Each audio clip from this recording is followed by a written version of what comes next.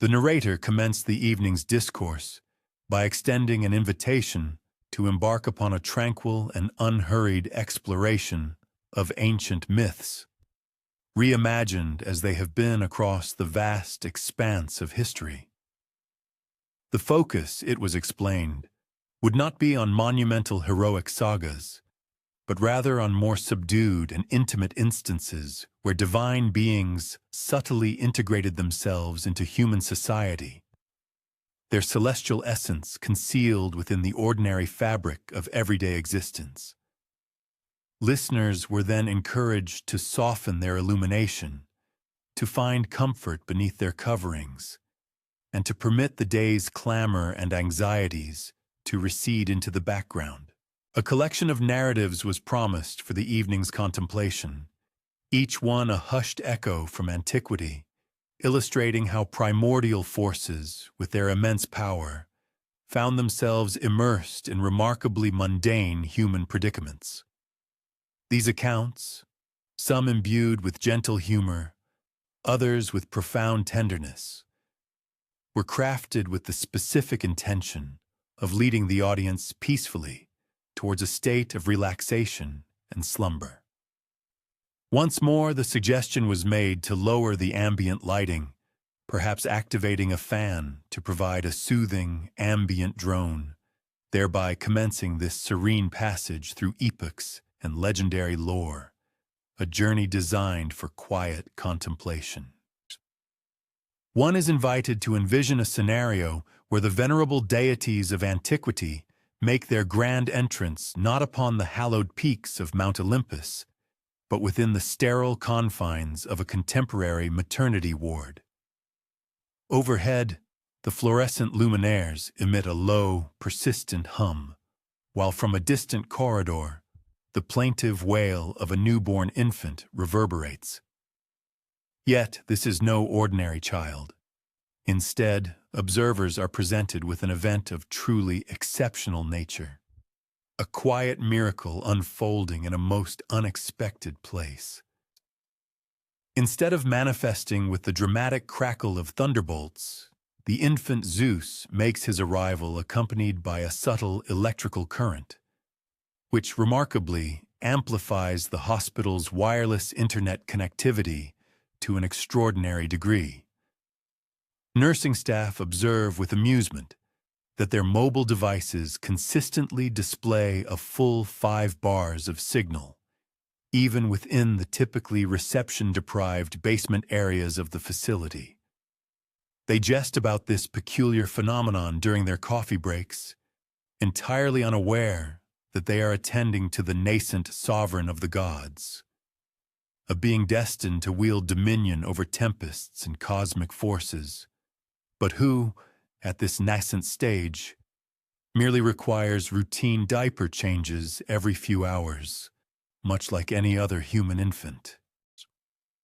Concurrently, 3 levels above, within the very same medical facility, and on the identical evening, Hera enters the world.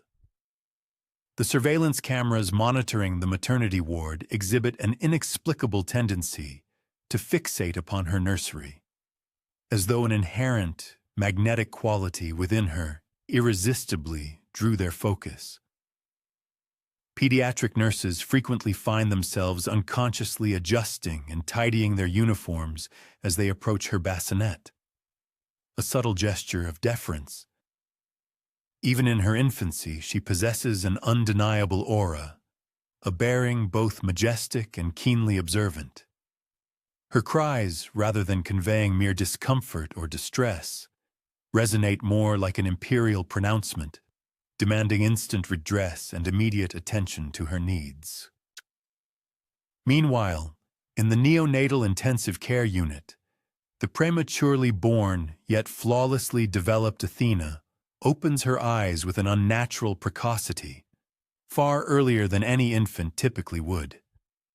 Dr. Martinez, the attending neonatologist, adamantly asserts that the infant's gaze met hers with an expression of profound, archaic sagacity, a knowing look beyond her years. Although she internally dismisses the notion as impossible and a trick of her own fatigue, the diligent doctor nevertheless records her startling observation in the patient's chart. Subsequent brain scans of the infant Athena reveal anomalous activity within regions typically associated with advanced strategic cognition and complex problem-solving. The medical personnel initially attribute these perplexing findings to a faulty apparatus or a calibration error, yet they proceed to conduct the diagnostic procedures an additional 3 times to confirm their accuracy, each time yielding the same unusual results. Simultaneously, in a distinct medical center situated across the city, Apollo and Artemis arrive as twin siblings, born to a dedicated music instructor and an enthusiastic park warden. The delivery chamber becomes suffused with an inexplicable effulgence, a warm, golden radiance that the attending medical professionals attribute to nothing more than the setting sun's rays entering through the windows at a singularly opportune angle. Apollo's inaugural cry possesses an almost melodic quality, a pristine, resonant tone that causes everyone present to momentarily halt their tasks and offer a gentle, involuntary smile. Artemis, his counterpart, emerges in silence, keenly attentive, her silver-gray eyes absorbing every minute detail of the surroundings with an almost preternatural awareness. The twins' parents, Sarah and Mike, immediately discern several peculiar occurrences within their home. Every botanical specimen within their residence flourishes with an unprecedented vitality, their leaves greener, their blooms more vibrant. During their strolls through the neighborhood, the local felines consistently trail Artemis's pram, as if drawn by an unseen force. Furthermore, whenever Apollo weeps, avian creatures congregate outside the window, not in alarm or distress, but as if responding to a harmonious summons. Sarah confides these extraordinary observations to her mother, who dismisses them as mere happenstance and the exaggerations of new parents. Yet Sarah herself harbors lingering, profound doubts. 40 minutes distant, within a suburban community, Aphrodite is welcomed into the world by parents who operate a modest floral establishment. Her birth proceeds with remarkable ease and little discomfort, and subsequently, every individual entering her hospital room remarks upon the enhanced beauty of their surroundings, the quality of the afternoon light, the graceful drape of the curtains, and even the commonplace hospital linens appear imbued with an unexpected elegance and charm. Florists tasked with delivering arrangements to the maternity ward inexplicably find themselves selecting unusually exquisite and stunning bouquets without being able to articulate the precise reason for their choices. Infant Aphrodite rarely exhibits distress or fussiness. Instead, she observes the world through eyes that seem to grasp a profound, innate truth concerning aesthetic appeal and interpersonal bonds. When her parents cradle her, they invariably find themselves conversing with greater gentleness and laughing with increased spontaneity and warmth. This subtle influence on their interactions is understated, yet undeniably palpable. In the midst of a tumultuous thunderstorm, Ares is delivered to a military family at a base hospital. The labor proves arduous, yet remarkably brief, and precisely at his moment of arrival, the tempest raging outside appears to subside, its fury replaced by a sudden calm. His father, Staff Sergeant Williams, lightheartedly remarks upon his son's inherent fighting spirit, noting the infant's extraordinarily firm and tenacious grip. Young Ares slumbers undisturbed through even the most cacophonous sounds, the piercing wail of sirens, the distant rumble of thunder, the cries of other infants, yet becomes acutely attentive and alert at the slightest indication of discord or tribulation, as if his very being is already finely attuned to the underlying frequency of struggle and conflict. Within a picturesque coastal community, Poseidon is born to a pair of marine biologists precisely during the peak of high tide.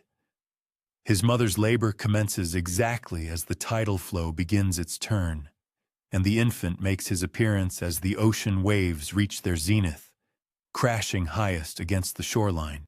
The medical facility, strategically located near the waterfront, typically contends with inconsistent water pressure on its higher levels. However, on this particular night, every tap functions with impeccable pressure and flow. The maintenance crew, while perplexed by this anomaly, expresses profound gratitude for the unexpected improvement. Infant Poseidon displays a distinct and immediate affinity for aquatic sounds. The gentle flow of a running tap, the rhythmic patter of rain against window panes, and even the subtle clinking of ice cubes settling within a beverage glass. His parents, both fervent admirers of the ocean, perceive this as an entirely natural inclination. Yet visitors cannot help but observe how the child instantly achieves a state of tranquility and calm upon hearing any water-related sound, as if recognizing an old and cherished friend.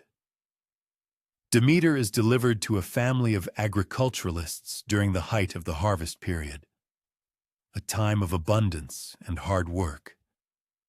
Her mother's labor commences at daybreak, precisely as her parents are making preparations for the day's toil in their fields.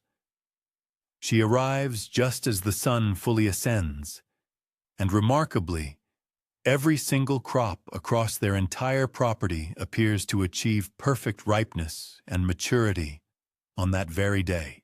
Local residents playfully suggest that the newborn has ushered in a period of unprecedented good fortune.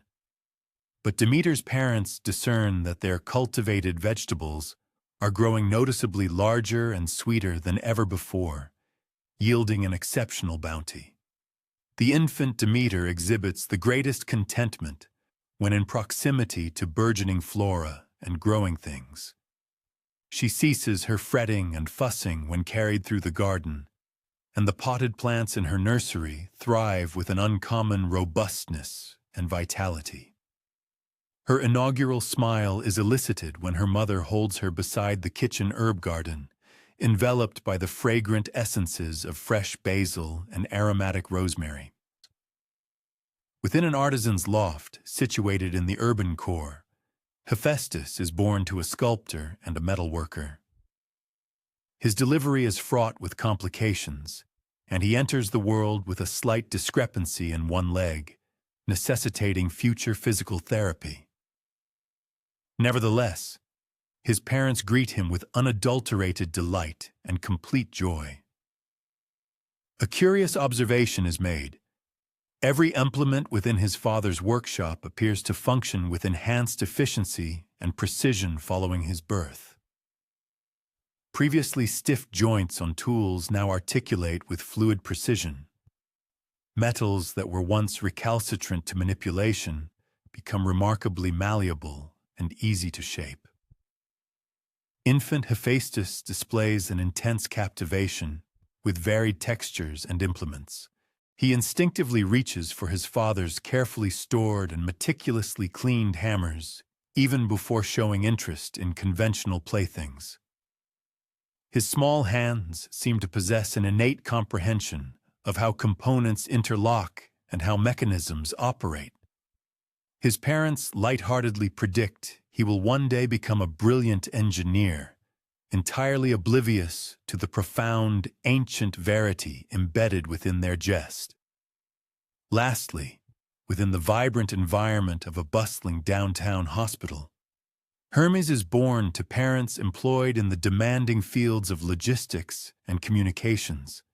His birth is exceptionally rapid, indeed so swift that he almost makes his appearance within the confines of an elevator situated between floors. From his earliest moments, he exhibits extraordinary alertness and mobility, achieving developmental milestones significantly ahead of the typical schedule. He masters rolling over, sitting upright, and crawling, all with uncommon promptness and agility. His parents, who work for rival courier corporations, observe that on occasions when infant Hermes is particularly energetic, their respective delivery itineraries appear to proceed with greater fluidity. Traffic signals coincidentally turn green at optimal junctures. Parcels reach their destinations sooner than anticipated, and communications with their dispatch centers are notably more lucid and efficient than customary. These 12 infants, whose births occurred within the same calendar year across the expansive metropolitan region, mature into ostensibly normal children, distinguished only by subtle, almost imperceptible divergences from their peers. They consistently demonstrate exceptional aptitude in specialized domains, exhibit an innate attraction to specific natural elements, and exert a peculiar, gentle influence upon their surroundings. Their parents frequently exchange observations from pediatrician appointments and playdates, thereby cultivating a communal network centered around these remarkably bright and distinctive youngsters. As these children progress through their formative years, attending identical educational institutions and frequenting the same recreational areas, a fascinating phenomenon emerges. When they are in one another's company, the aforementioned effects intensify noticeably. Playground apparatus appears to operate with enhanced safety and smoothness. The horticultural plots within the school's ecological curriculum flourish with exceptional vigor and yield. The school's wireless internet system experiences no outages or crashes, and educators observe how these particular students collaborate with an inherent synergy, as if their acquaintance and understanding of each other predates their mere few years of existence. One is prompted to contemplate the nature of divine power, if it were to manifest not through spectacular dramatic miracles that defy explanation, but rather as subtle, consistent enhancements to the quotidian fabric of existence. What if deities were to reside among humanity not as colossal, awe-inspiring entities, but as unassuming children who incrementally ameliorated their immediate environment, rendering it marginally more harmonious, more interconnected, and imbued with a touch more enchantment? Perhaps the truly pertinent inquiry is not whether ancient gods could be reincarnated in our contemporary epoch, but rather whether humanity would possess the discernment and openness to recognize their presence if such an event were to transpire. Shifting the narrative to another instance of divine presence among mortals, the speaker then introduces the story of a man named Demetrius Koronos, who served as a primary school instructor in Sparta amidst the grim realities of World War II. His patronymic, it is noted, bore the ancient Greek signification for thunder, a curious irony given his gentle nature. Despite being universally regarded as the most benevolent and understanding educator the children had ever encountered, he could invariably be found each morning at precisely 6:30 a.m. diligently sweeping the entrance steps of the humble stone schoolhouse, meticulously readying the premises for another day of instructing youngsters whose fathers were engaged in distant combat, and whose mothers toiled for extended periods, far beyond their accustomed routines, to sustain their families. The villagers of the small, secluded settlement, nestled amidst the rugged Greek landscape, toiled for longer hours than they had ever previously known. A newcomer to the community, Demetrius, had made his appearance just prior to the eruption of the war, professing origins from the northern regions and expressing a desire for a tranquil occupation within the scholastic realm. The youngsters held him in profound affection, though they found themselves at a loss to pinpoint the precise source of their fondness. Upon Demetrius's entrance into the learning space, even the most fidgety scholars became entirely engrossed. The timbre of his voice possessed a distinct characteristic that instilled a sense of profound significance in each instruction, rendering every teaching session momentous and each narrative meriting retention. As he discoursed upon Hellenic antiquity, a faraway expression settled in his eyes, giving the impression he was drawing from his own lived experience, rather than merely imparting knowledge from printed tomes. The global conflict rendered all commodities sparse: stationery, writing implements, sustenance, and optimism. Yet, in an unexplainable manner, Demetrius's teaching space was perpetually well-stocked. While other instructors found their chalk reserves depleted, his container inexplicably retained its complete contents. As the colder months rendered the edifice almost insufferable, his schoolroom remained cozily heated, despite the absence of any discernible supplemental heating apparatus. The young pupils observed these anomalies, yet refrained from inquiry, understanding that grown-ups were preoccupied with more urgent matters amid the conflict. 8-year-old Maria Stavros was the initial individual to harbor misgivings that their instructor possessed extraordinary qualities. Amidst an exceptionally violent electrical storm that compelled other groups of students to huddle in fear beneath their tables, Demetrius unlatched the casements fully and instructed his pupils to attend. "The heavens are engaged in discourse," he uttered with composure. "Are you able to discern its pronouncements?" The tempest appeared to diminish in intensity as he articulated his words, as if it were truly heeding his voice. The youthful Nikos Papandreou, whose paternal figure was engaged in combat in Albania, inquired of Demetrius on one occasion whether he anticipated a swift conclusion to the conflict.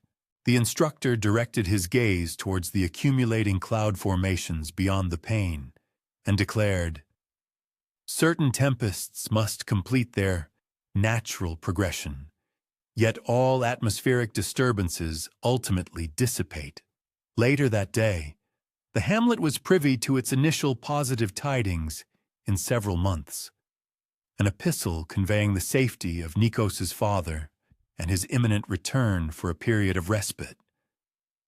The head teacher exhibited distinctive idiosyncrasies. He forewent the use of an umbrella, yet inexplicably remained dry during precipitation. He possessed the faculty to foresee meteorological shifts several days ahead of time, a capability that assisted households in readying their modest vegetable patches and safeguarding their dwindling number of farm animals. Agriculturalists commenced seeking his counsel on an unofficial basis, and his prognostications unfailingly proved precise. Throughout the unforgiving winter season of 1941 to 42, a period when provisions grew alarmingly scant, Demetrius initiated the arrangement of shared repasts within the school's open-air quadrangle. Somehow, cooking vessels containing stew, ordinarily sufficient for 20 individuals, miraculously expanded to nourish 40. Households contributed any excess they possessed: a handful of tubers, a portion of grain, foraged foliage, and departed with a sense of satiety that defied the meager sum of the components. The local cleric, Father Andreas, frequently observed these assemblies with profound astonishment.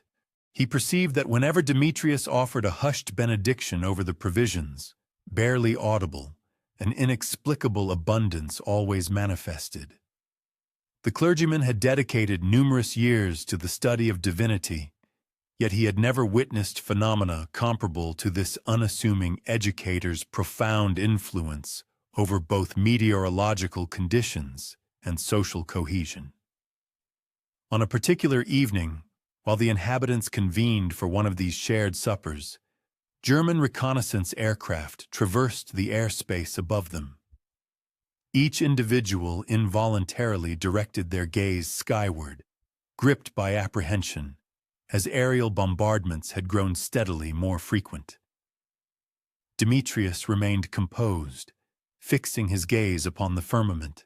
The aircraft performed a single, then a second circuit, subsequently proceeding towards the north without any untoward occurrence. The community ascribed this fortunate outcome to sheer chance, yet Demetrius offered a subtle smile, implying a deeper understanding unknown to the others. With the passage of time, the young pupils commenced circulating narratives concerning their instructor that verged on the realm of fantasy.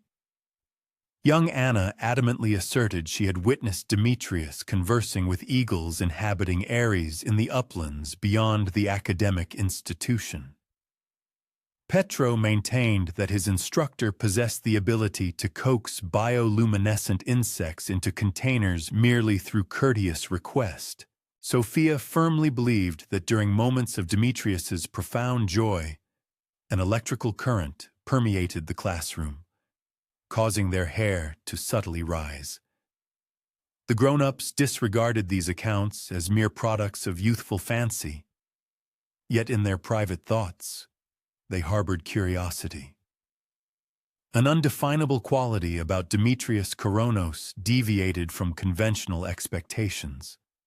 He appeared immune to fatigue, remained perpetually healthy, and maintained his equanimity even when confronted with the most demanding pupils. His discourses on Hellenic folklore were so compelling that they permeated the children's dreams for an extended period. In the spring season of 1942, aircraft from Britain commenced consistent aerial deliveries of provisions to Greek insurgent forces concealed within the mountainous terrain. These clandestine deliveries were intended to remain concealed, yet Demetrius invariably appeared to possess foreknowledge of their arrival. He would schedule instructional sessions outdoors on such occasions, guiding his students to elevated pastures, where they would engage in literacy and numeracy exercises, all the while strategically situated to observe the descent of parachutes resembling blossoms unfurling in the heavens. The freedom fighters, appreciative of his judiciousness and assistance, initiated covert meetings with Demetrius. He never accompanied them on their clandestine operations, yet his meteorological forecasts proved instrumental in enabling them to evade German surveillance and orchestrate effective campaigns. They bestowed upon him the appellation Koronos the Oracle, unaware of the profound veracity embedded within that moniker. With the protracted duration of the conflict and the deterioration of circumstances, Demetrius's existence grew increasingly indispensable for the community's perseverance. His understated guidance facilitated the resolution of disputes concerning diminishing provisions. His pedagogy sustained the intellectual engagement and optimism of the young when all other aspects appeared desolate. His meteorological expertise aided agriculturalists in optimizing their modest yields. Yet, above all else, he provided the populace with a source of faith. As he recounted tales of venerable champions conquering insurmountable challenges, when he expounded upon the transient nature of tempests and the inevitable resurgence of verdant seasons, when he cast his gaze skyward with unwavering conviction in a more auspicious future, the inhabitants likewise discovered a burgeoning faith within themselves. On a particular occasion in the nascent part of 1943, when the prospect of emancipation appeared attainable yet remained far off, Maria Stavros, by then a 9-year-old of increased fortitude, at last voiced the inquiry that occupied the minds of all the youngsters. Demetrius, do you belong to the pantheon of ancient deities from our myths? The instructor offered a soft smile and rested a tender hand upon her crown. The atmosphere encircling them appeared to undulate momentarily, imbued with the aroma of highland precipitation and the distinct tang of ozone. "What is your perception, my young friend?" he queried. "Is my true nature of consequence, or is the significance found in our mutual actions?" Maria pondered this deeply and concluded that his presence, offering assistance for their survival, education, and optimism, held greater import, regardless of his ultimate identity. Upon the eventual cessation of hostilities and the withdrawal of German troops, the community rejoiced within the confines of the school's quadrangle. Demetrius remained unobtrusively at the periphery of the throng, observing his pupils and their kinfolk engage in joyful embraces and tearful expressions of elation. As the festivities extended into the hours of darkness, individuals observed the absence of the instructor. Their subsequent search on the morrow yielded only a written message left upon his work surface. Persist in mutual care. Bear in mind that all tempests abate, and collective knowledge accrues greater potency. Bider, the compartment of his desk, held meticulously prepared curricula for the forthcoming academic term, along with ample provisions to sustain the functioning of the institution. Demetrius Koronos was never again encountered in that guise, nor in that locale. But on particular evenings marked by inclement weather, as precipitation softly descended upon the communal plots and distant thunder rumbled gently over the elevated terrain, elder residents solemnly affirmed hearing a recognizable voice emanating from the heavens, continuing to impart instruction on forbearance, collective spirit, and the assurance that arduous periods are not eternal. Conceivably, the most profound enchantment did not reside in the manipulation of atmospheric disturbances or the miraculous augmentation of sustenance, but rather in demonstrating to humanity that even deities, when genuinely sagacious, opt for service instead of dominion. Occasionally, the most celestial act one can perform is to assist a youngster in acquiring literacy, or to guarantee that no individual suffers from hunger, or merely to offer one's presence during moments of profound despair.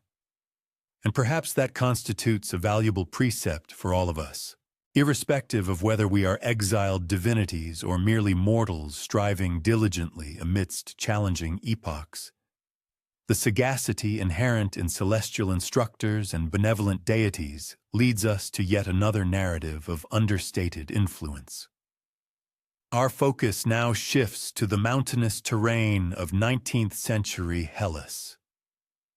In the aftermath of Napoleon's downfall, at a juncture when the Ottoman dominion continued its suzerainty over Greek territories, resided a female individual known as Kyria Vasiliki, destined to fundamentally alter the prevailing perspectives of an entire district regarding matrimony, autonomy, and the entitlements of bereaved spouses. One would typically observe her every dawn, with the rising sun, traversing the stepped grape-growing plots situated above the settlement of Maestras, inspecting the grapevines that, through some peculiar means, yielded the most superior fruit in the Peloponnesian Peninsula.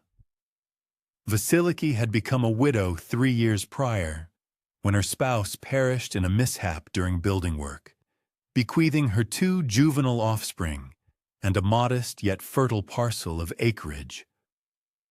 In adherence to societal norms, A bereaved wife was anticipated to re-enter matrimony swiftly for pragmatic considerations: safeguard, pecuniary assistance, and community repute. The local marriage brokers had identified numerous eligible suitors, among them her deceased husband's sibling, a customary arrangement, and the senior offspring of the mayor, an alliance that would have conferred considerable benefit. Yet Vasiliki, with calm demeanor, courteousness, and unwavering resolve, declined each proposition. This conduct did not constitute insurrection in a theatrical fashion. Vasiliki refrained from vocalizing dissent or delivering eloquent pronouncements. She merely conducted her existence with such proficiency and grace that individuals commenced to ponder the inherent necessity of marital union. Her offspring flourished under her guardianship.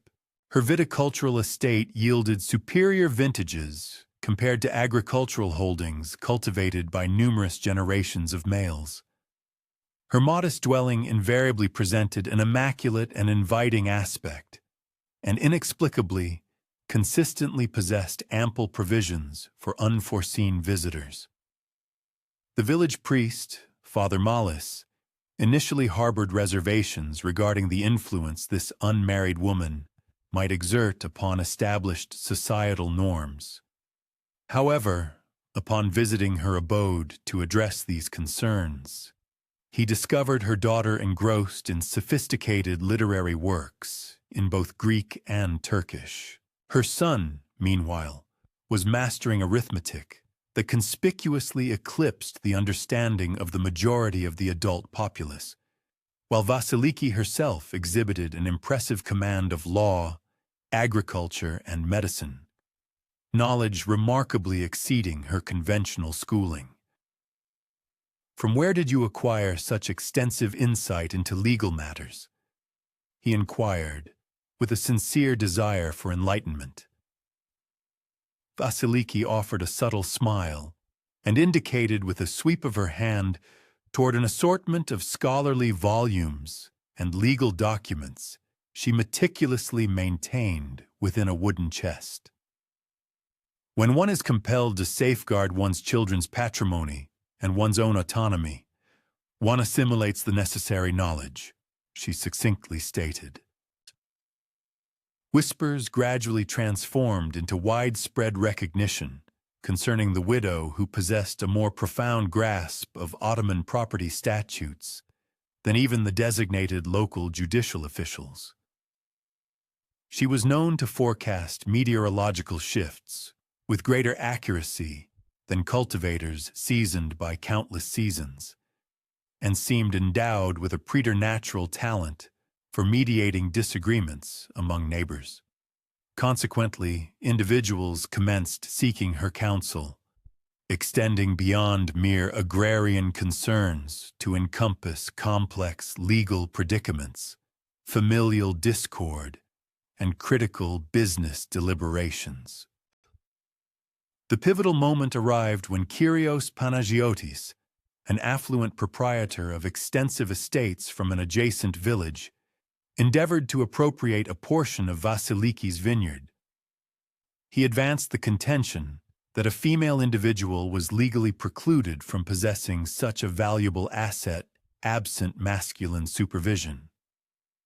To bolster his claim, he presented seemingly authoritative papers and introduced 2 witnesses who attested under oath that her deceased spouse had pledged to divest himself of the acreage prior to his demise. The village community anticipated Vasiliki's acquiescence to this claim, or at the very least, expected her to solicit the advocacy of her male kin. Instead, she presented herself at the administrative bureau with her own documentation, fastidiously arranged and precisely elucidated. She offered not merely incontrovertible documentation of legitimate proprietorship, but also corroboration of Panagiotis's prior endeavors in analogous land appropriations from other bereaved women across the region. Her presentation was so comprehensive, her mastery of juridical protocol so formidable, that the administrator, a Turkish official who had been initially inclined to favor Panagiotis's assertion, instead rendered a decisive verdict entirely to her advantage, and forthwith instigated an inquiry into the landowner's other dubious procurements. Following this triumph, further women commenced seeking out Vasiliki for assistance with their own contested land claims, matters of patrimony, and various judicial predicaments. She extended her aid without pecuniary expectation, yet families began presenting her with offerings of provisions, textiles, and implements. Her modest household thus evolved into an unconventional nexus for legal support, serving women throughout the mountain villages. What rendered Vasiliki's influence singularly noteworthy was her methodology for addressing these challenges. She scrupulously avoided a direct challenge to the prevailing social hierarchy, but rather illustrated the means by which women might thrive effectively within its framework when they comprehended their veritable legal entitlements, instead of acquiescing to customary constraints. She instructed married women and those bereaved of their spouses in the interpretation of property deeds, the comprehension of inheritance law, and the necessity to substantiate their input into familial enterprises. The community's marriage brokers, at first vexed by her steadfast disinclination to enter a second matrimonial union, began to reluctantly accord deference to her decision when they observed how capably she directed her concerns. Some even commenced suggesting that perhaps the women they represented should defer matrimony until they more thoroughly grasped their individual juridical and fiscal circumstances. During the colder seasons, when viticultural activities were at their nadir, Vasiliki initiated convivial assemblies in her home, where women could learn fundamental reading and writing skills, rudimentary mathematical calculations, and essential juridical tenets. These did not constitute fervent political convocations.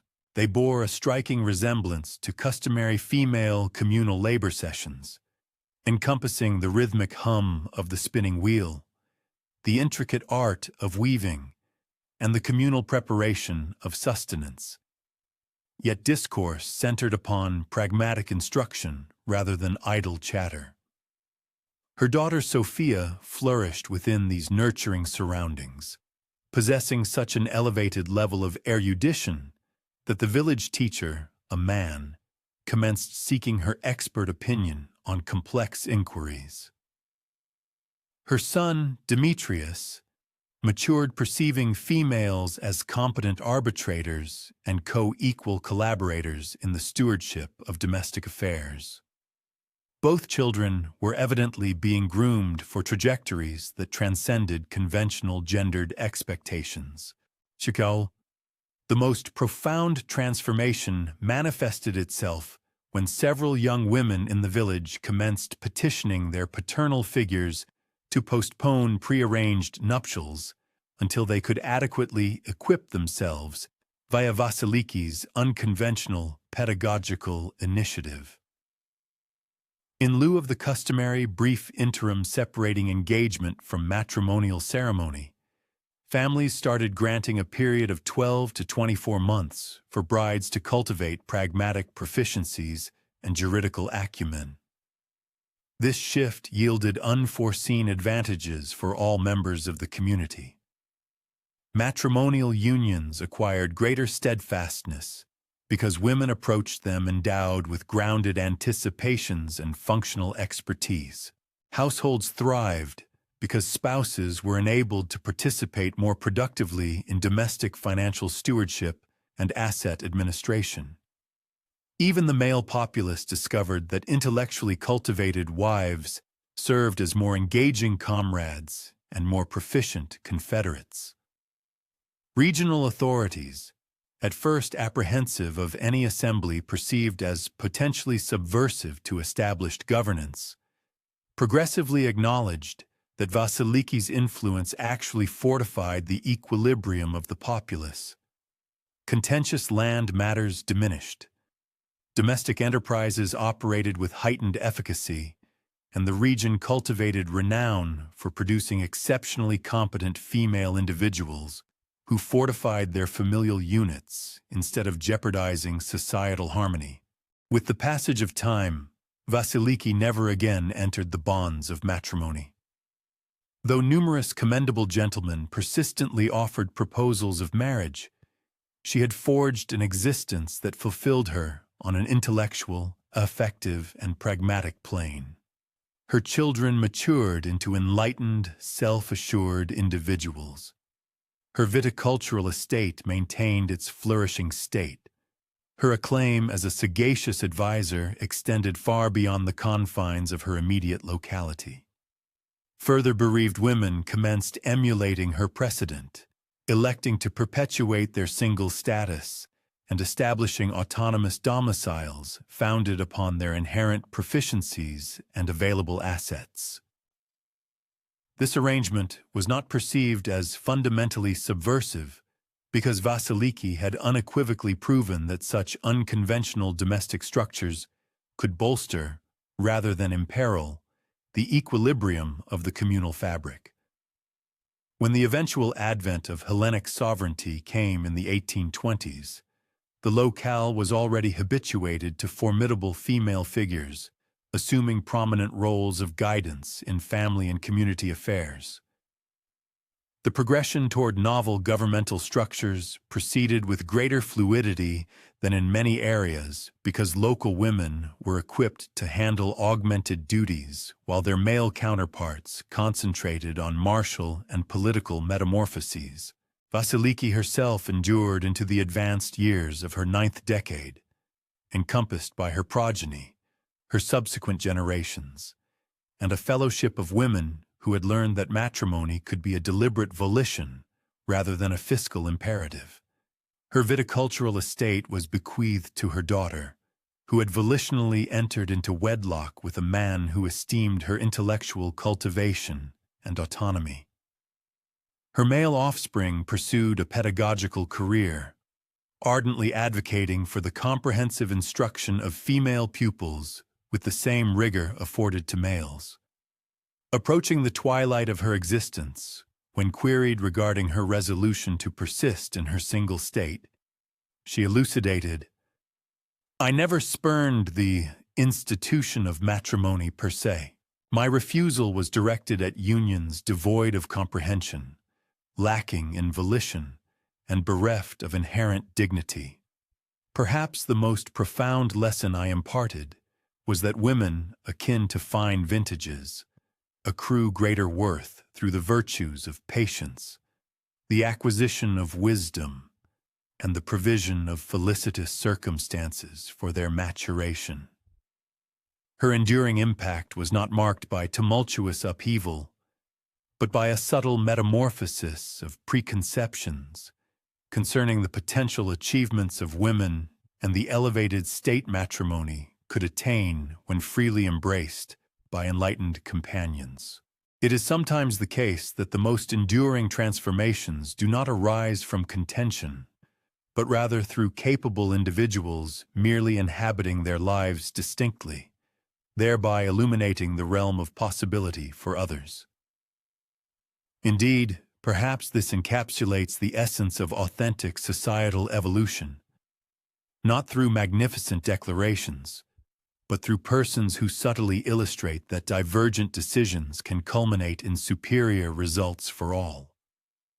The concept of subtle metamorphosis, guided by sagacious deliberation, now transports us to Hellas of the 1970s, during the period of authoritarian military governance, when stringent censorship and pervasive political apprehension rendered even unadorned cultural articulations perilous.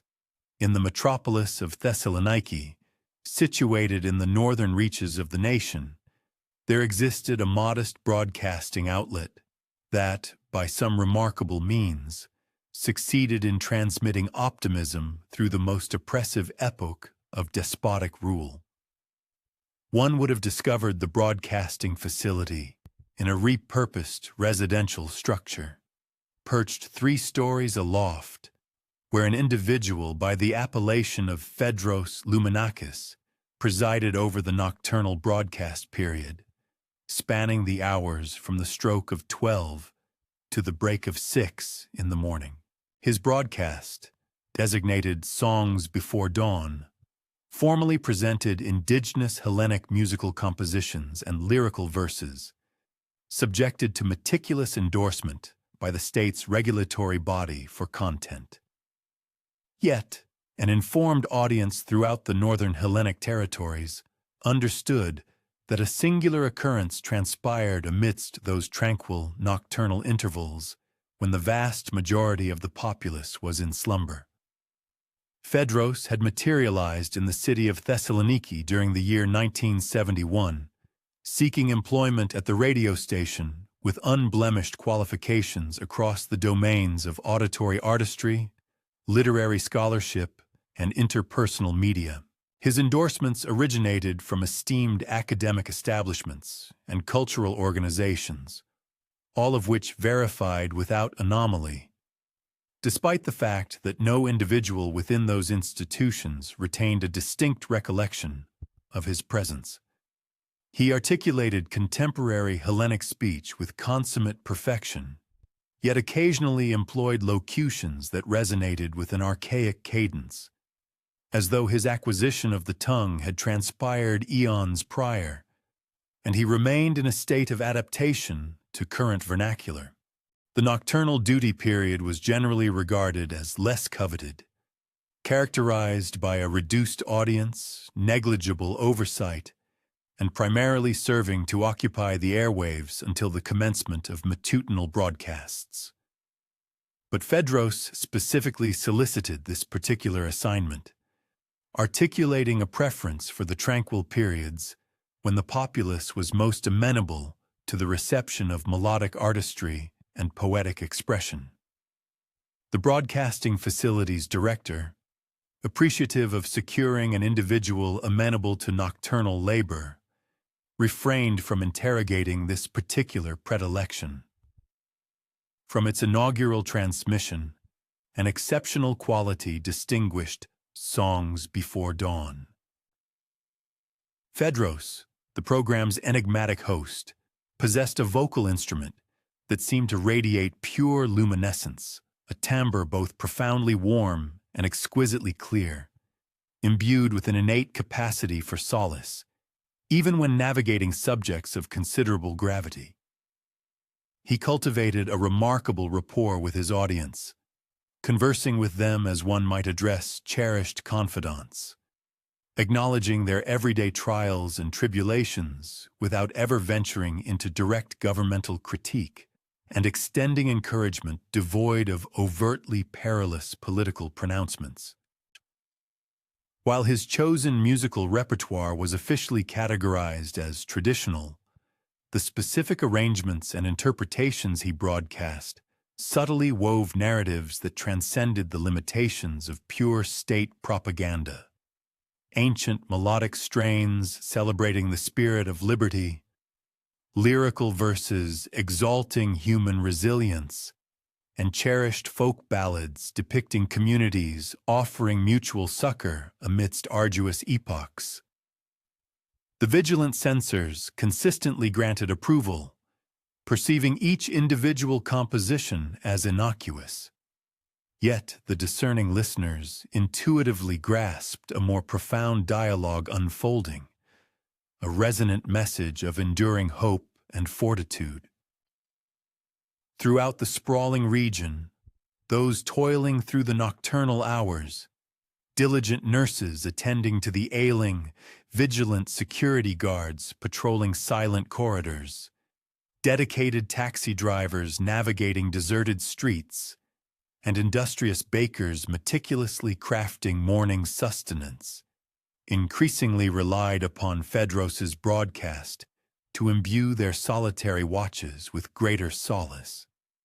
His distinctive voice, a beacon of human connection, traversed the encompassing darkness, seamlessly weaving together isolated individuals into an intangible fellowship of auditors who drew profound strength from a shared cultural heritage and a subtle, yet pervasive spirit of quiet dissent. Maria Katzius, a compassionate nurse serving at the bustling city hospital, would later recount how Phaedros seemed to possess an almost prescient understanding of precisely what emotional balm his listeners required.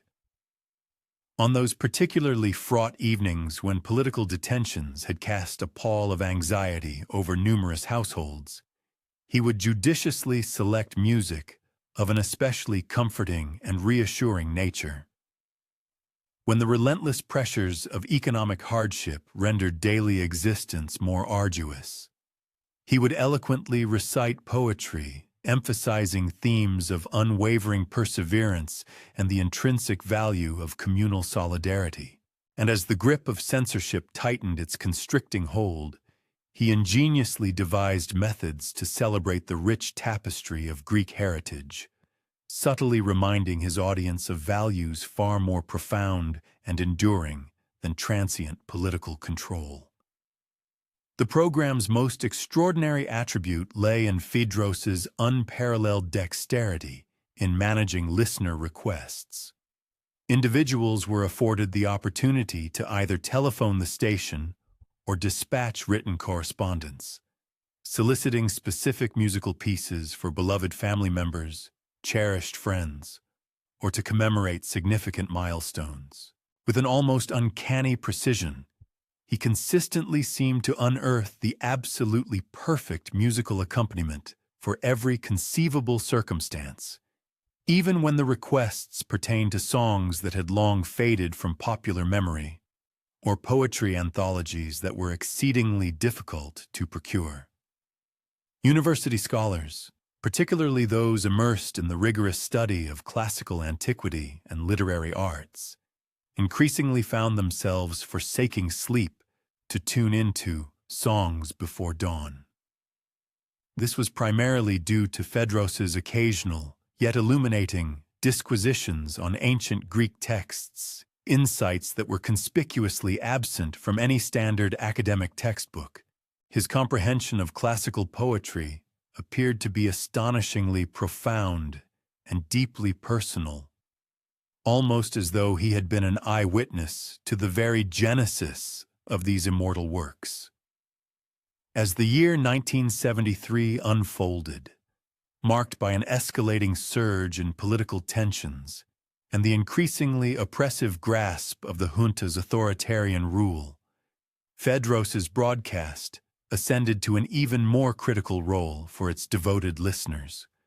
While he meticulously abstained from making any overt political declarations, his scrupulous and thoughtful curation of Greek cultural heritage served as a potent reminder to the populace of their nation's venerable history. A chronicle replete with instances of enduring through profound adversity and ultimately triumphing over tyrannical forces. The program's profound impact resonated far beyond mere entertainment. Educators, recognizing its intrinsic value, began to integrate songs and poetic verses drawn from Songs Before Dawn into their classroom curricula, thus ingeniously finding avenues to safeguard Greek cultural education despite the burgeoning governmental restrictions. Families seeking a communal anchor would gather around their radio sets during the program's broadcast, utilizing the evocative music as a catalyst for sharing familial narratives and diligently preserving connections to deeply rooted traditions that the prevailing political pressures relentlessly sought to obliterate. Perhaps the most significant contribution Phaedros offered was the profound sense of unbroken continuity he forged between Greece's venerable ancient heritage and the contemporary struggles of its people. His program subtly articulated the notion that the very same indomitable spirit and inherent strength that had propelled Greek civilization through millennia of formidable challenges remained an accessible wellspring for modern individuals confronting their own unique adversities. Intriguingly, the radio station's technical infrastructure appeared to operate with an unusual degree of efficiency during Fedros's broadcast segments. Engineers consistently observed that the broadcast quality maintained an exceptional standard from the stroke of midnight until the early hours of 6 a.m., conspicuously devoid of the myriad technical glitches that routinely plagued other programming periods. Furthermore, the station's signal inexplicably extended its reach far beyond its theoretical capabilities, with listeners in isolated mountain villages and distant island communities reporting remarkably clear reception, even in areas where other broadcasts typically struggled to penetrate. Although government oversight committees occasionally scrutinized the program's content, they consistently failed to identify any objectionable material. Fedros meticulously adhered to all official guidelines, yet his discerning audience implicitly understood that he was offering something infinitely more valuable than mere diversion. A potent affirmation that Greek culture possessed an intrinsic strength, surpassing any political apparatus, and that it would assuredly endure beyond the current period of hardship. As the year 1973 progressed, inexorably moving towards the pivotal events that would ultimately precipitate the downfall of the junta, Songs Before Dawn solidified its position as an increasingly indispensable fount of hope and a vital repository of cultural identity. Fedros, with characteristic discretion, never directly prognosticated political transformations, but his meticulous selection of musical compositions and lyrical poetry seemed to subtly prepare his listeners for the profound possibility that difficult periods were inherently transient and that more auspicious days might indeed be on the horizon. The program's most indelible moment unfolded in November 1973, amidst the tumultuous student uprising at the Athens Polytechnic. While the vast majority of media outlets operated under stringent censorship, Fedros ingeniously managed to acknowledge the seismic events indirectly by broadcasting a carefully curated sequence of songs celebrating themes of youthful vigor, unwavering courage, and sacrificial dedication to noble ideals. His listeners, with a collective understanding, recognized that he was honoring the students' extraordinary bravery without transgressing the explicit limitations imposed upon broadcasting content. Following the eventual collapse of the junta in 1974, a widespread expectation emerged that Songs Before Dawn would undergo a dramatic transformation, perhaps adopting a more overtly political stance or embracing more contemporary musical trends. Instead, Fedros steadfastly maintained his characteristic gentle approach, continuing to feature traditional music and poetry that served as a poignant reminder to Greeks of their rich cultural patrimony and the paramount importance of nurturing community bonds through any period of societal flux. However, with the restoration of democratic governance and Greece's accelerating embrace of modernization, the program's demographic began to shift towards daytime listening and a preference for more current content. The significance of the overnight broadcast slot gradually diminished, prompting the station manager to suggest that Fedros might prefer transitioning to peak listening hours. To the surprise of nearly everyone, Fedros respectfully declined the promotion. He articulated a preference for the serene intimacy of the nocturnal hours and the unique, profound relationship he had meticulously cultivated with listeners who sought solace during their solitary watches. Yet, over time, a subtle waning of his profound dedication to the program became discernible, as if his particular, vital mission had reached its quiet conclusion. In the year 1975, Fedros tendered his resignation, citing his intention to return to his family in rural Greece. His valedictory broadcast was characterized by its elegant simplicity and deeply moving sentiment. A carefully selected anthology of cherished songs from the program's 4-year tenure, interspersed with concise, heartfelt reflections on the profound significance of his listeners' unwavering loyalty. He concluded his final address with the enduring assertion that music and poetry would continue to offer profound comfort and enduring inspiration long after the ephemeral presence of any particular broadcaster had faded. The station diligently endeavored to identify a suitable successor to host Songs Before Dawn, but no individual proved capable of authentically recapturing the unique essence that Fedros had so masterfully created. The program persevered for a few additional months, but was ultimately supplanted by more conventional late-night programming.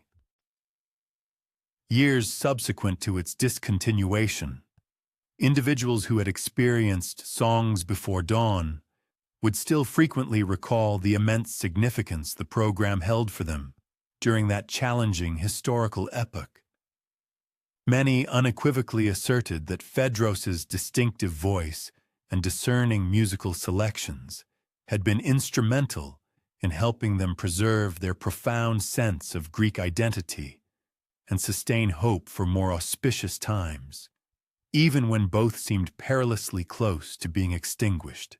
A number of long-standing listeners even claimed that on certain exceptionally clear nights, when atmospheric conditions converged perfectly, they could occasionally discern faint fragments of familiar melodies and that distinctly warm, encouraging voice drifting across the airwaves from some indeterminate, distant transmission source.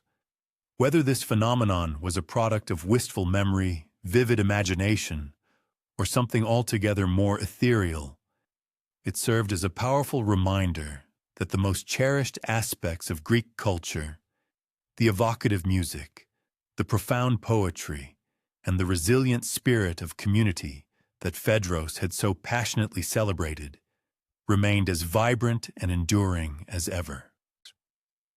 Perhaps the most exquisitely impactful broadcasts are not those that clamor loudly for attention, but rather those that gently murmur to individuals immersed in the profound quietude of darkness, tenderly reminding them that the dawn invariably arrives, that culture possesses an inherent capacity to outlast political machinations, and that even in the most solitary moments, we are inextricably linked by voices that comprehend both the depths of our struggles and the soaring heights of our aspirations.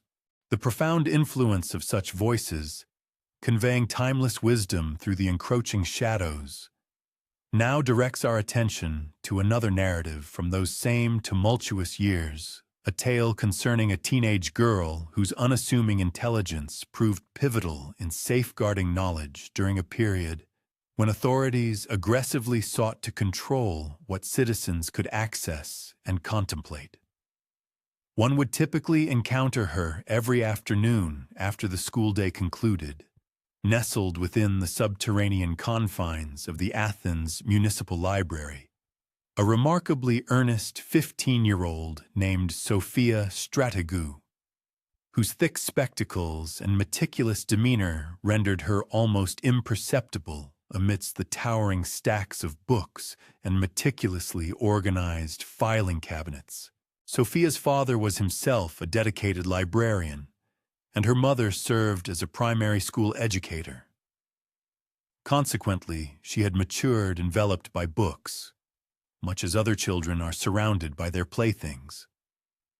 As the military junta systematically intensified its authoritarian grip over the realms of education and publishing in 1972, the library began to experience increasingly frequent visitations from government functionaries, each bearing extensive lists of prescribed books, magazines, and periodicals.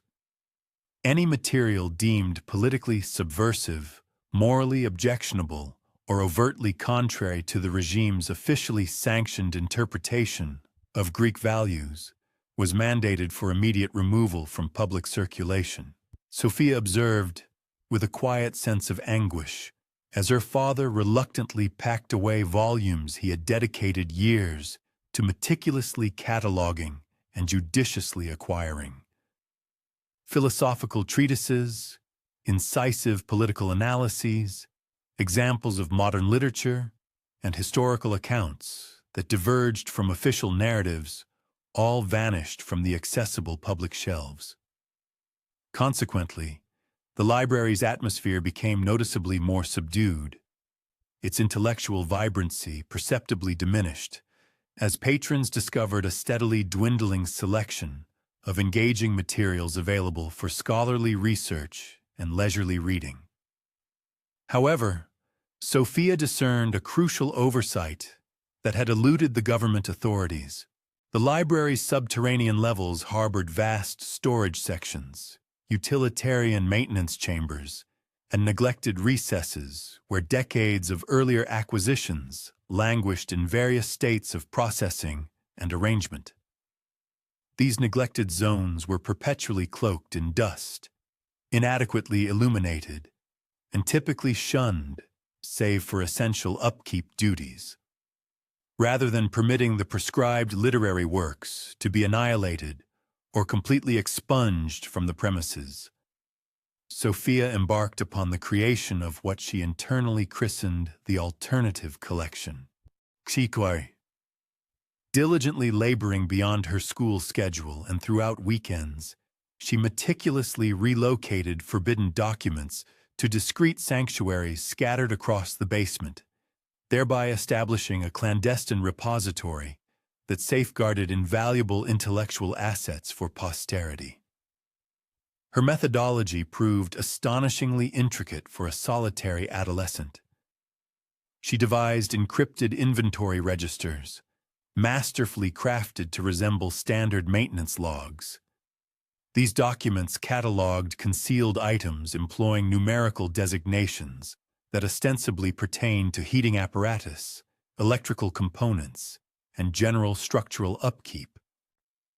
Solely, she possessed the discernment to recognize that heating unit 347, in truth, designated a trove of profound political philosophy treatises secreted away behind the building's primary heating mechanism. Sophia's ambitious undertaking demanded meticulous foresight and absolute secrecy. She was compelled to transport the volumes incrementally, just a handful at a time, to circumvent any chance of discovery. Essential to her success was the identification of sanctuaries impervious to both accidental revelation and deliberate, systematic scrutiny. Paramount among her concerns was the imperative to uphold an unremarkable demeanor and conduct, ensuring that no individual harbored suspicions regarding her clandestine preservation endeavors. Intriguingly, her scholastic achievements actually flourished during this intense period, not as an impediment despite the additional labor, but directly because of it. Overseeing the clandestine anthology necessitated the cultivation of sophisticated organizational proficiencies, an immersion into a wide array of academic disciplines, and a profound grasp of intricate information management frameworks. Educators lauded her commitment to library duties, utterly unaware that her true, profound education was unfolding in the shadowy hours within the basement. The most formidable dimension of Sophia's enterprise lay in discerning which materials warranted immediate preservation. Physical space was severely constrained. Security remained the utmost concern, and she was tasked with evaluating which texts would prove most indispensable to subsequent academics and bibliophiles. This critical responsibility compelled her to cultivate an exceptionally refined discernment regarding intellectual merit and historical resonance. Her initial selections comprised works of philosophy and political theory, deemed irreplaceable if lost. She then incorporated literary creations embodying significant cultural viewpoints, scientific treatises potentially vital for forthcoming investigations, and historical chronicles offering counter-narratives to sanctioned governmental accounts. Each concealed repository thus evolved into a meticulously assembled testament to intellectual liberty, safeguarded against the encroaching tide of political suppression. As months turned into years, Sophia cultivated discreet relationships with university undergraduates and esteemed faculty members who grappled with progressively dwindling research provisions. While she was unable to grant direct access to prescribed literature, she commenced providing nuanced counsel concerning alternative investigative methodologies and innovative bibliographical tactics. These strategies empowered earnest scholars to persist in their academic endeavors despite governmental strictures. Professor Janis Kenos, a distinguished classicist at the University of Athens, subsequently recounted his dialogues with an extraordinarily astute teenage library aide who appeared to comprehend scholarly requirements with greater acuity than many seasoned professional librarians. Sophia would attentively absorb his research predicaments and, with uncanny precision, managed to propose avenues or references that proved remarkably advantageous. Her aid was invariably circuitous and meticulously credible. She might allude to how particular antique translations harbored interpretations absent from contemporary editions, or perhaps suggest that a comparative assessment might necessitate consulting texts predating recent editorial revisions. Consequently, erudite individuals learned to accord significant weight to Sophia's ostensibly incidental remarks on research protocols. The clandestine archive expanded incrementally yet consistently throughout the years 1972 and 1973. Sophia's basement had transformed into a covert sanctuary of intellectual autonomy, diligently maintained by a single resolute teenager who grasped that knowledge, once extinguished, might prove irrevocably lost. Her most audacious strategic move unfolded when governmental authorities publicly declared an exhaustive audit of all library holdings, encompassing storage facilities and subterranean collections. Sophia acutely recognized that even her assiduously concealed documents faced potential exposure during such methodical inspections. She was compelled to devise an even more impregnable method of preservation. Leveraging the proficiencies she had cultivated through the stewardship of her hidden collection, Sophia commenced microfilming the most critically important texts. The library's microfilm apparatus was predominantly utilized for safeguarding journalistic archives and historical records, but she secured entry during non-operating hours by volunteering her assistance with mundane preservation tasks. Her resulting microfilm repository could be housed within considerably more compact confines and camouflaged with far greater efficacy than bulky physical volumes. The exhaustive review materialized in early 1974, with government representatives undertaking meticulous examinations of sectors that had never before undergone such systematic scrutiny. Sophia observed with palpable apprehension as inspectors scoured storage chambers, utility zones, and overlooked nooks where less critical, clandestine items had been deposited. While some materials were indeed unearthed and subsequently impounded, Sophia's most ingeniously crafted concealment spots endured inviolate. Crucially, her burgeoning microfilm archive safeguarded the intellectual essence of those materials that were physically located and removed. The core knowledge itself persisted, even as individual books succumbed to destruction. As political pressures intensified throughout 1974 and the junta's authoritarian grip began to falter, Sophia discovered herself in an unforeseen yet pivotal role. She had meticulously preserved documents that would prove indispensable for comprehending the era of censorship and for re-establishing intellectual liberty once political constraints were finally dismantled. Her adolescent endeavor had matured into an invaluable historical asset. Upon the ultimate downfall of the military government in 1974, Sophia confronted the intricate challenge of progressively reintroducing concealed resources into public circulation, all while meticulously obscuring the comprehensive scope of her preservation efforts. She was compelled to exercise extreme caution to avoid attracting official scrutiny that could potentially engender difficulties for her kin or the library's governing body. Her resolution to this predicament was distinctively systematic and unhurried.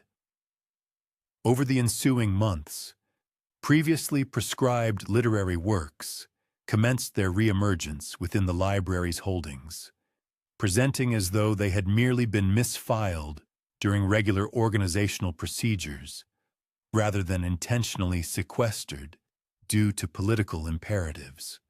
Sophia's meticulous record-keeping enabled her to progressively reinstate these materials without arousing any suspicion concerning systematic preservation initiatives.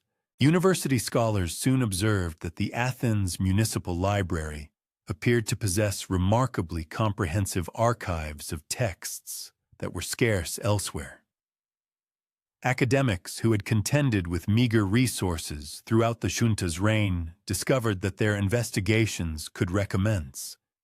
Now, with access to sources they had presumed irrevocably forfeited.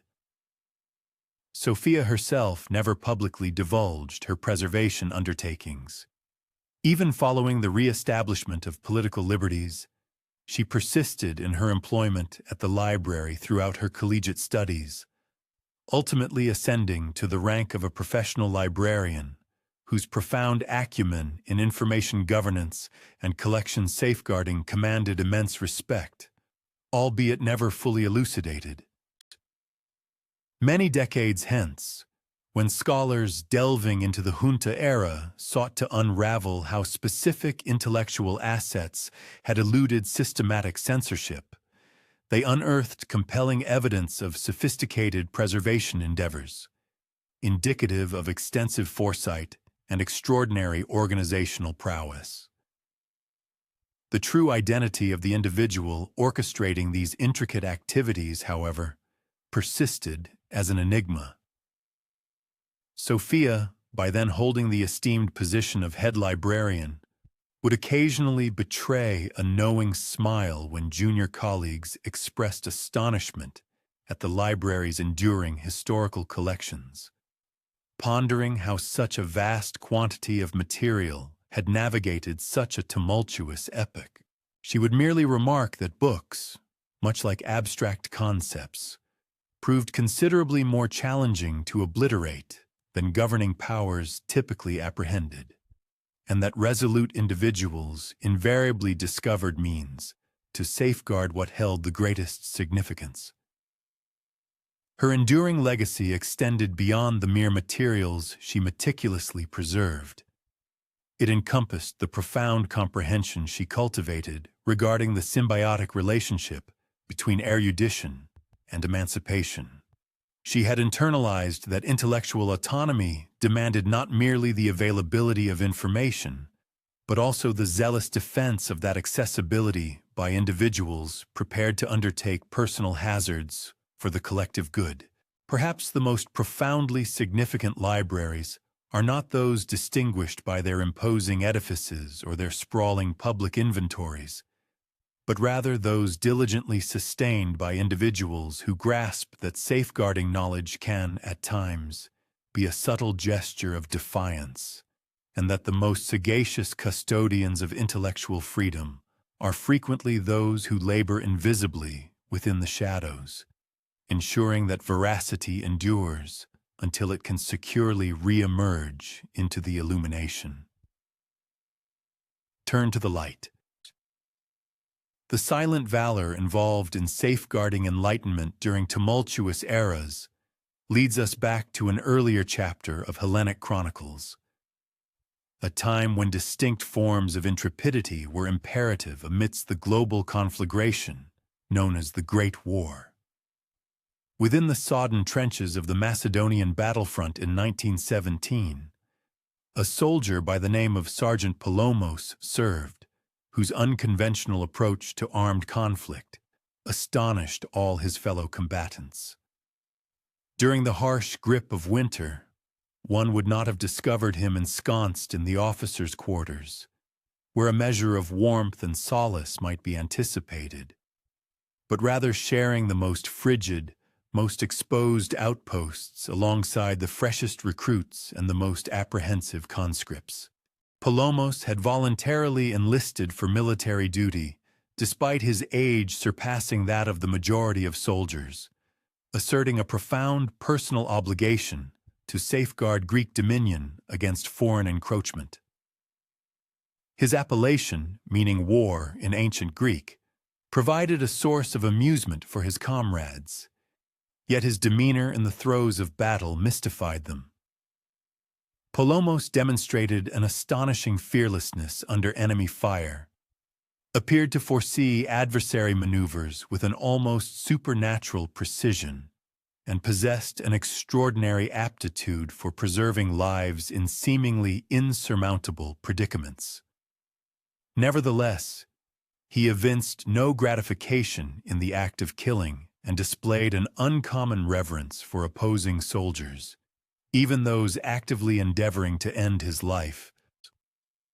The intricate network of trenches along the Macedonian front presented a horrific tableau of mire, rampant illness, pervasive ennui, and sudden visceral dread. Soldiers succumbed to the relentless barrages of artillery, the insidious aim of sniper fire, the choking grip of poison gas, and the swift contagion of infections that proliferated in the unsanitary conditions. Morale perpetually teetered on the brink of collapse. Discipline necessitated constant reinforcement, and mere survival was largely contingent upon fortuitous circumstances and the proficiency of immediate commanding officers. Palomos ascended to the rank of sergeant, not through political machinations or formal military instruction, but because his fellow soldiers instinctively gravitated towards his leadership during moments of dire emergency. When enemy assaults materialized, he seemed to possess an innate understanding of precisely where to position his men for optimal defense. When logistical arteries were severed, he ingeniously devised methods to ensure his unit remained provisioned and adequately equipped. When medical assistance was unavailable, his profound grasp of field medicine rescued lives that would otherwise have been irrevocably lost. What rendered his leadership truly exceptional was his philosophical stance towards combat itself. Most effective military leaders either cultivated an emotional disengagement from the brutality of violence or mastered the art of channeling fury and aggression into tactical advantages. Palomos, however, appeared to comprehend warfare as a lamentable exigency that demanded the utmost skill precisely because the repercussions of ineptitude were so utterly catastrophic. Private Stavros Demetriou, who served under Palomos for 8 months, subsequently chronicled in his journal, "The sergeant engages in battle like a man who has borne witness to every conceivable manifestation of warfare and has assimilated the profound truth that the only victory truly worth attaining is the one that exacts the minimal toll of lives on all sides. He dispatches when imperative, but never with malice, and he unceasingly imperils himself to shield soldiers who have not yet acquired the sagacity to protect their own existence." Polemos cultivated an extraordinary rapport with the practicalities of trench warfare. His comprehension of topography, meteorological conditions, and the psychological intricacies of the adversary transcended conventional understanding, seemingly stemming from an extensive reservoir of experience. Although official military dossiers indicated no prior combat service, his prodigious capacity to forecast artillery trajectories, pinpoint vulnerabilities in enemy fortifications, and orchestrate intricate defensive maneuvers intimated a level of professional training far exceeding his documented background. During quiescent interims between significant engagements, when the majority of soldiers occupied themselves with epistolary correspondence, games of chance, or the pursuit of fleeting amusements, Polemos would circulate among his men, diligently assessing their physical and emotional well-being. He appeared to grasp that the efficacy of military units hinged as much upon meticulous attention to morale, health, and collective cohesion as it did upon tactical acumen and individual bravery.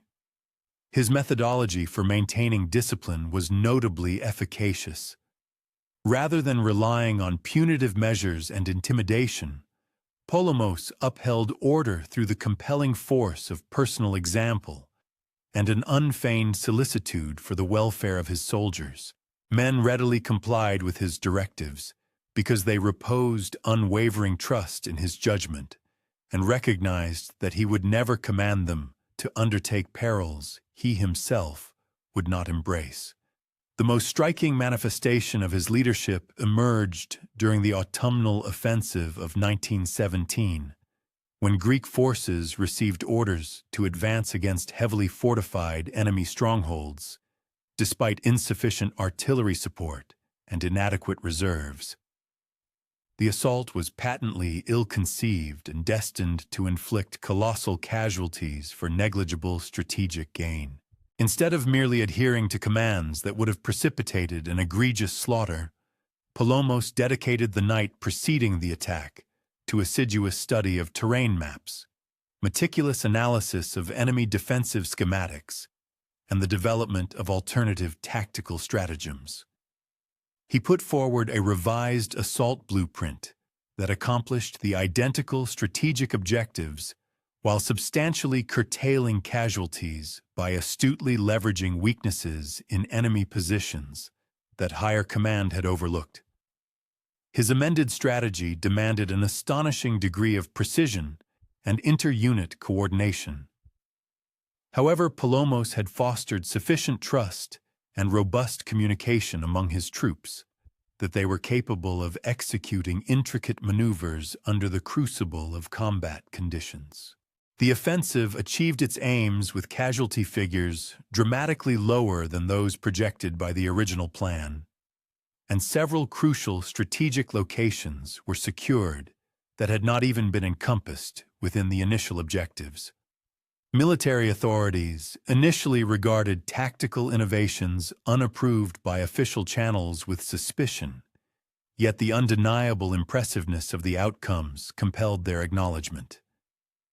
Polemos garnered commendations for exemplary leadership and was tendered a promotion to officer rank, which he courteously declined, stating a preference for direct engagement with enlisted soldiers over supervisory roles from headquarters. As the chill of winter descended and the intensity of hostilities escalated, Polemos's unit attained widespread recognition throughout their sector for its remarkably elevated survival rates, exceptional combat efficacy, and outstanding morale. Notwithstanding the arduous circumstances, soldiers from disparate units began to solicit transfers to serve under his command, and officers commenced seeking his counsel regarding tactical dilemmas that eluded resolution through conventional military doctrine. His formidable reputation transcended the confines of his own army. Enemy soldiers apprehended during reconnaissance missions frequently alluded to the Greek unit that fought with unparalleled proficiency but accorded prisoners an unexpected measure of dignity. Several captured officers articulated their perplexity at confronting adversaries who appeared to possess a more profound understanding of warfare than their own professional military echelons. During the concluding months of the war, as the military stalemate gradually yielded to diplomatic negotiations and an eventual armistice, Polomos initiated preparations for his men's reintegration into civilian life. He acutely perceived that soldiers who had endured protracted combat faced psychological vicissitudes that military authorities were only just beginning to acknowledge. He facilitated informal dialogues concerning the processing of wartime memories, assisted men in formulating plans for economic readjustment following military service, and actively encouraged them to sustain the bonds of mutual support forged during the crucible of combat. His post-war preparatory efforts proved as sagacious and effective as his leadership during active engagement. When peace was ultimately declared and the demobilization process commenced, Polomos vanished as abruptly as he had materialized. Military archives confirmed that he had fulfilled his service obligations and received an official discharge. However, subsequent endeavors to locate him for veteran affairs or regimental reunions proved fruitless. He appeared to have simply dissolved into the fabric of the civilian populace. His former soldiers maintained enduring connections with one another and periodically convened to reminisce about their wartime odysseys. They invariably raised a toast to Sergeant Polomos, wherever he might be, and recounted tales of his extraordinary leadership. Many attributed their very survival, both physical and psychological, through one of the most arduous epochs in modern Greek history, directly to his influence. Decades subsequently, military historians engaged in the study of the Great War era unearthed evidence of tactical breakthroughs and leadership paradigms that appeared remarkably avant-garde for their time. The Macedonian front had functioned as an experimental crucible for military methodologies that would not become standardized doctrine until considerably later conflicts. Some researchers posited that specific Greek units had achieved success ratios that defied conventional expectations, given their allocated resources and strategic positioning. These inexplicable triumphs seemed to coalesce around particular commanders whose backgrounds and training did not align with their apparent expertise. Veterans of the Macedonian campaign, when interviewed in their advanced years, consistently referenced leaders who had seamlessly blended traditional courage with unforeseen wisdom, treating warfare as a solemn responsibility, demanding the loftiest levels of skill and ethical deliberation. They spoke of commanders who comprehended that genuine military might emanate from the preservation of lives rather than merely their extinguishment.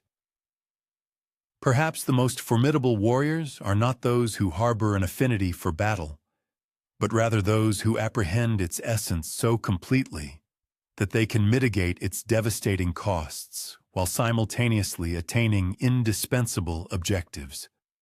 Perhaps the most transcendent aspect of military leadership resides in discerning precisely when violence is truly unavoidable, how to deploy it with maximum efficacy, and how to safeguard the intrinsic humanity of all involved, including the adversary. Occasionally, the deity of war serves humanity most profoundly by instructing mortals on how to engage in combat with both consummate skill and profound compassion. The profound insight into preserving life, achieved through a deep understanding of its intricate mechanisms, introduces us to an extraordinary narrative of endurance. Our focus shifts to the parched, sun-drenched slopes of Crete, specifically during the calamitous drought of 1993. Within a modest hamlet perched above the shimmering Aegean Sea, resided a vintner named Yannis Allergos. His vineyard, against all odds, continued to burgeon with vitality, starkly contrasting with the adjacent agricultural lands that succumbed to the merciless embrace of the Mediterranean sun.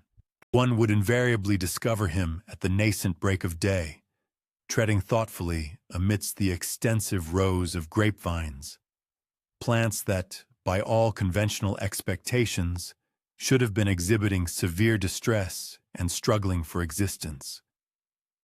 He would meticulously inspect each individual plant with the devoted vigilance of an individual who grasped that the very essence of survival hinged upon discerning the most minute particulars. Yannis had received this ancestral vineyard as a legacy from his grandfather, yet his unique methodology for cultivating grapes appeared to seamlessly integrate time-honored practices with inventive approaches that remained entirely beyond the curriculum of any formal agricultural institution. The relentless dry spell commenced in the nascent weeks of spring, persisting for interminable months without any respite. Across the island, vineyards belonging to other cultivators displayed unmistakable signs of profound duress. Their grapevines withered, their nascent fruit desiccated and contracted, and their eventual yields dwindled to a negligible fraction of their usual bounty. Farmers, driven to desperation, resorted to sinking deeper boreholes and investing heavily in sophisticated irrigation apparatuses, only to observe with profound helplessness as their substantial financial outlays proved utterly ineffectual in preserving crops that succumbed to the elements at a pace far exceeding the rate at which water could be supplied. Yet, Yannis's vineyard continued its inexplicable trajectory of robust health. His particular grapevines exhibited none of the characteristic indicators of drought-induced strain. There was no telltale yellowing of the foliage, no discernible stunting of growth, nor any reduction in the prolificacy of fruit production. Casual visitors traversing his land found it genuinely challenging to reconcile what they witnessed with the identical severe climatic conditions that were systematically ravaging agricultural endeavors throughout the entire geographical expanse. Consequently, Maria Papadakis, the region's dedicated agricultural extension agent, initiated a series of consistent visits, motivated by her presumption that Yannis's success must surely stem from either extraordinarily efficient water stewardship or inherently superior geological attributes of his land.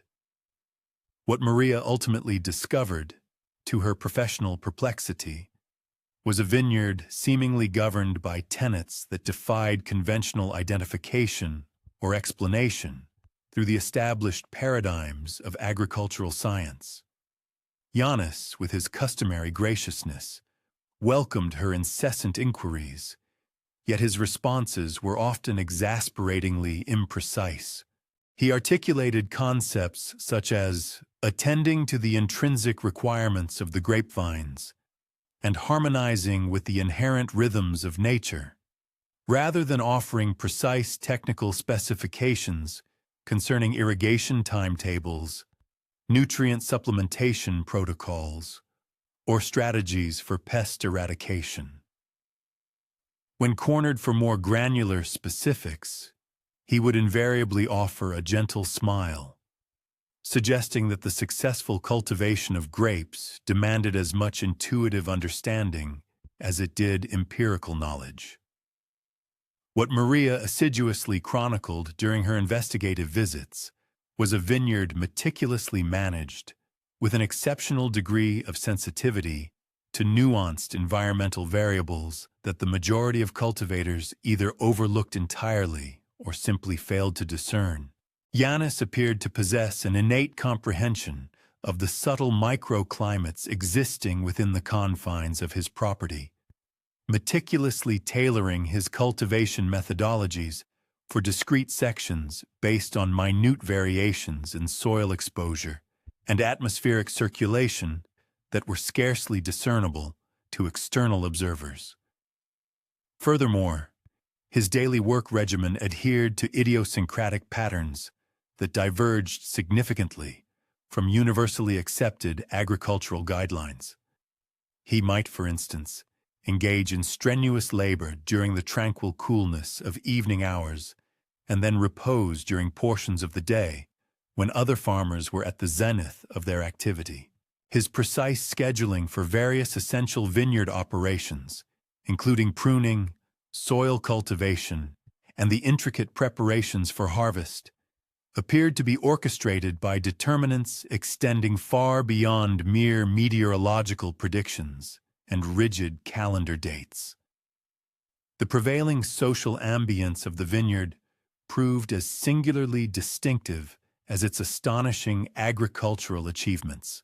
Notwithstanding the pervasive strain that the protracted drought conditions imposed upon the majority of rural communities, Giannis's estate organically evolved into a vital nexus, a communal haven where neighbors discovered compelling motives to call, to lend their assistance with an array of vineyard tasks, and to partake in shared repasts that miraculously expanded to nourish all who presented themselves at mealtime. These spontaneous assemblies were never formally orchestrated events. Rather, they transpired with remarkable regularity throughout the entire cultivation cycle. Individuals would arrive, drawn by the need to deliberate upon pressing agricultural dilemmas, to solicit counsel regarding their own beleaguered crops, or simply to seek a temporary reprieve from the profound anxiety that the prevailing economic hardship was instigating across the entire geographical expanse. Giannis possessed an extraordinary innate capacity to facilitate a sense of ease among his visitors, enabling them to gain a fresh perspective on their tribulations. Dialogues conducted within the embrace of his vineyard frequently ascended to philosophical heights, delving into profound inquiries concerning humanity's intricate relationship with the natural world, the intrinsic significance of venerable farming traditions, and the often overlooked spiritual dimensions inherent in the act of cultivating sustenance. Those who departed these profound exchanges often did so feeling invigorated and imbued with a renewed sense of optimism, notwithstanding the persistent practical obstacles they continued to confront. Even Father Costas, the respected village priest, observed with keen insight that families grappling with drought-induced stress appeared to regain their emotional balance and inner peace subsequent to periods spent within the tranquil confines of Giannis's vineyard. These enriching exchanges, the communal breaking of bread, and the spirit of cooperative endeavor collectively fostered an invaluable ecosystem of community support. This vital network significantly aided individuals in navigating the profound currents of economic precariousness and the formidable environmental adversities that beset their lives. As the severe drought extended its grip into a harrowing second year, the stark dichotomy between Giannis's verdant, flourishing vineyard and the visibly struggling agricultural holdings of his neighbors grew dramatically more pronounced. This extraordinary disparity prompted official recognition, leading agricultural authorities to commence a more methodical examination of his operational methodologies. Their primary aspiration was to discern replicable techniques that might be disseminated among other cultivators confronting analogous climatic adversities.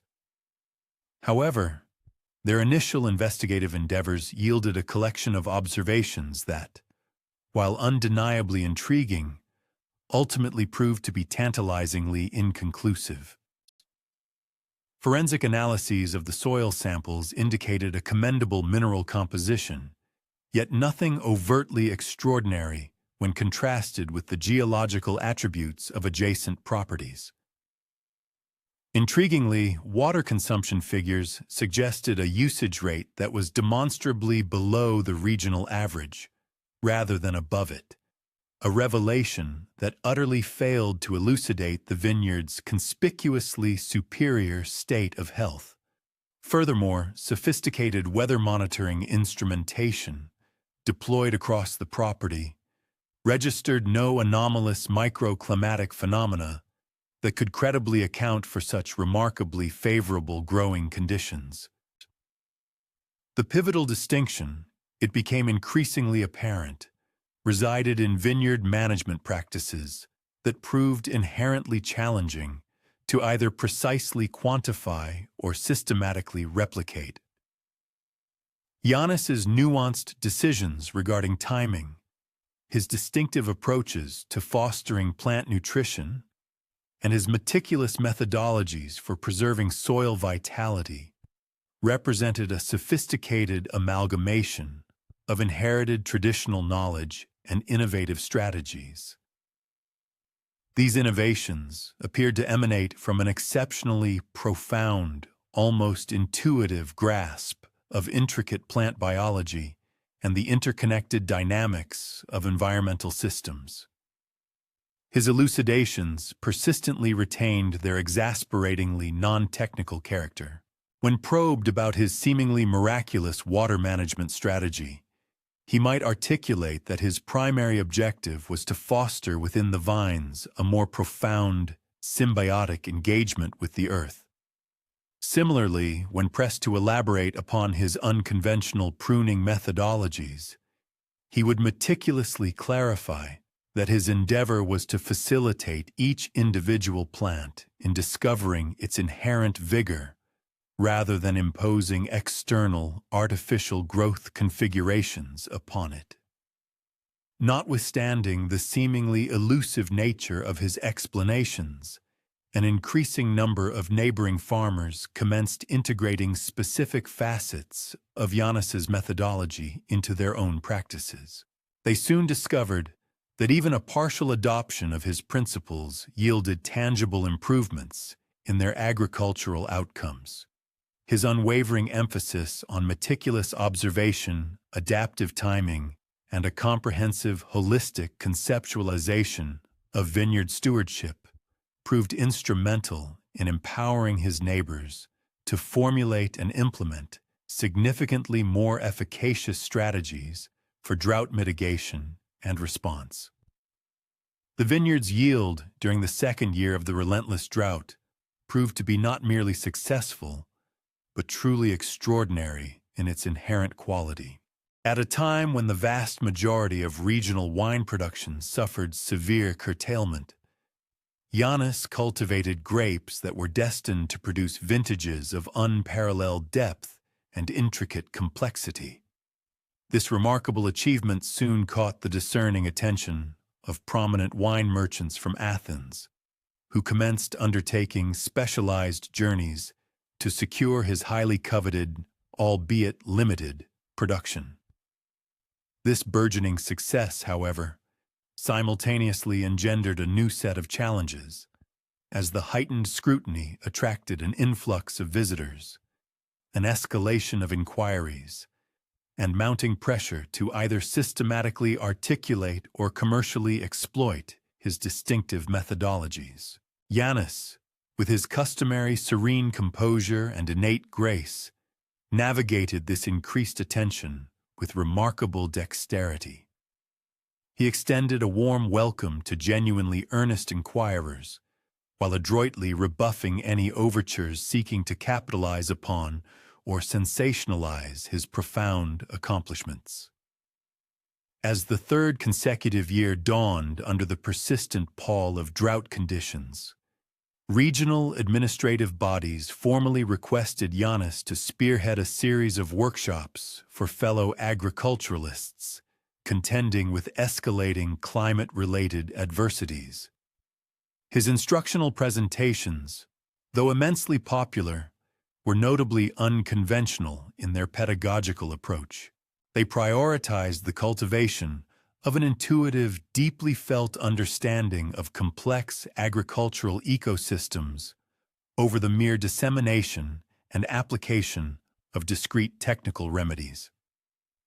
Participants in these educational forums frequently encountered difficulties in operationalizing Yannis's counsel, primarily because his methodology necessitated the cultivation of deeply personal and symbiotic relationships with their land and its produce, rather than the rote adherence to pre-established, standardized operational procedures. Nevertheless, those farmers who committed the requisite time and effort to embrace this distinctive approach generally observed markedly superior outcomes, even if they remained unable to articulate a comprehensive scientific rationale for the enhanced efficacy of their modified practices. When the long-awaited, customary rainfall patterns at last re-established themselves, Yannis's vineyard demonstrated a seamless and graceful transition to the altered climatic conditions, effortlessly sustaining its robust health and impressive productivity. In stark contrast, while numerous other agricultural enterprises grappled arduously to recuperate from the debilitating scars of drought-induced damage, his pioneering example had already laid the groundwork for innovative approaches to sustainable agriculture. These methods proved to possess enduring value, extending far beyond the immediate exigencies of the crisis period. Consequently, the vineyard maintained its distinguished role as a pivotal regional asset for both advanced agricultural instruction and vibrant community congregation.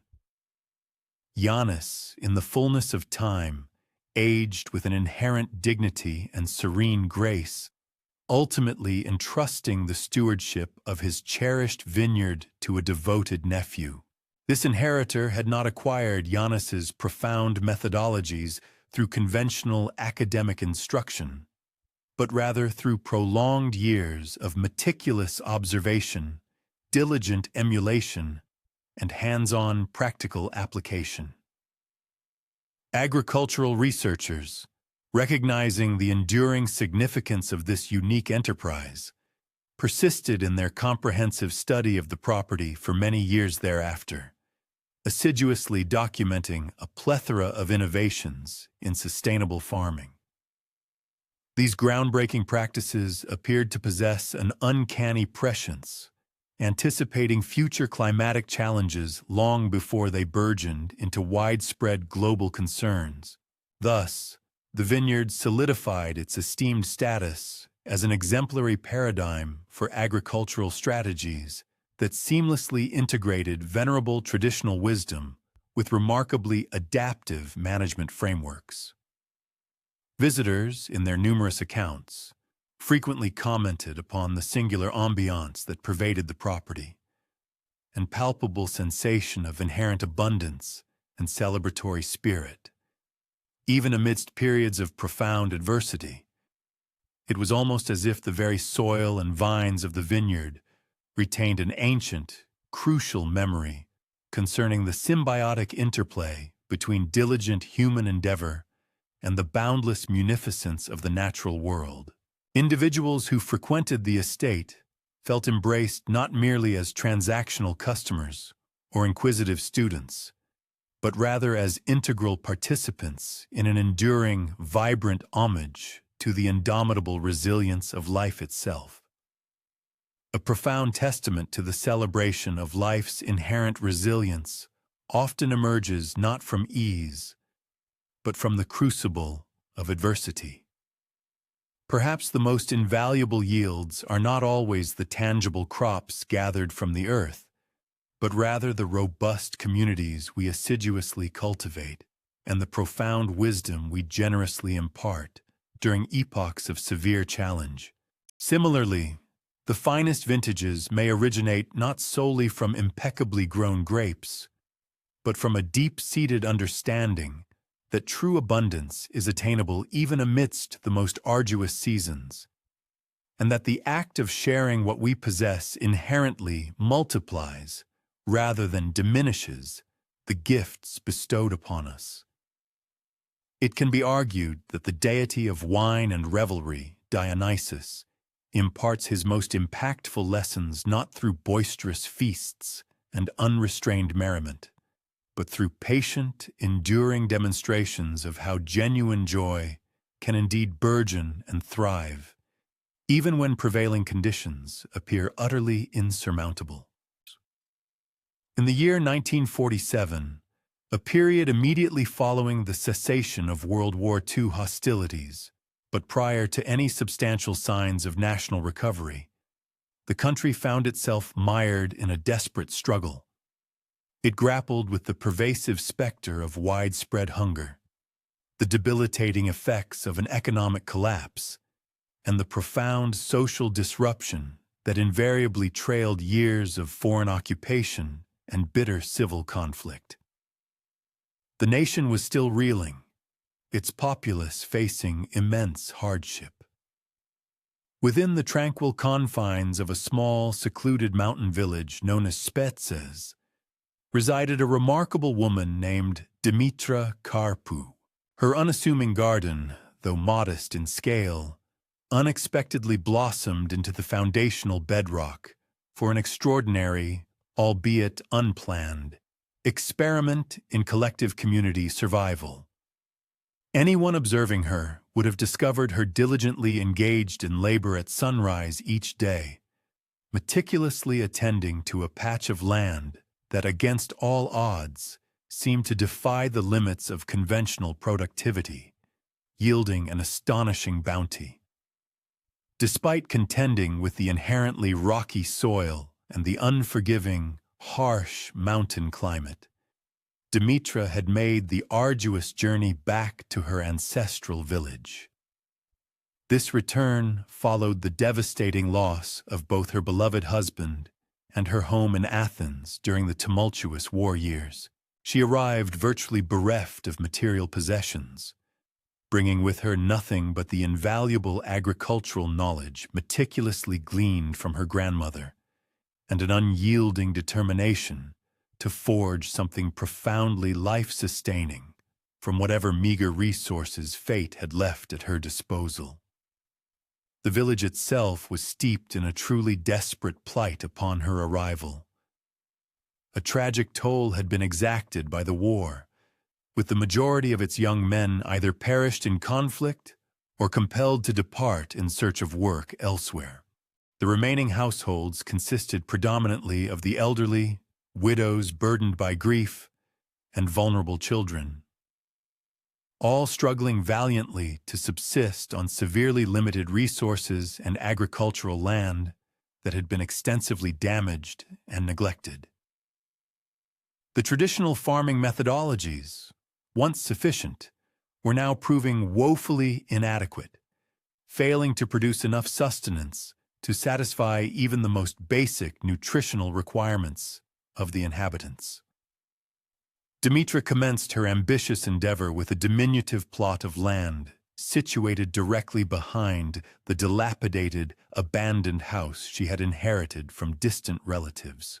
The soil there was notoriously poor, riddled with an abundance of rocks, and thoroughly depleted of vital nutrients due to years of profound neglect.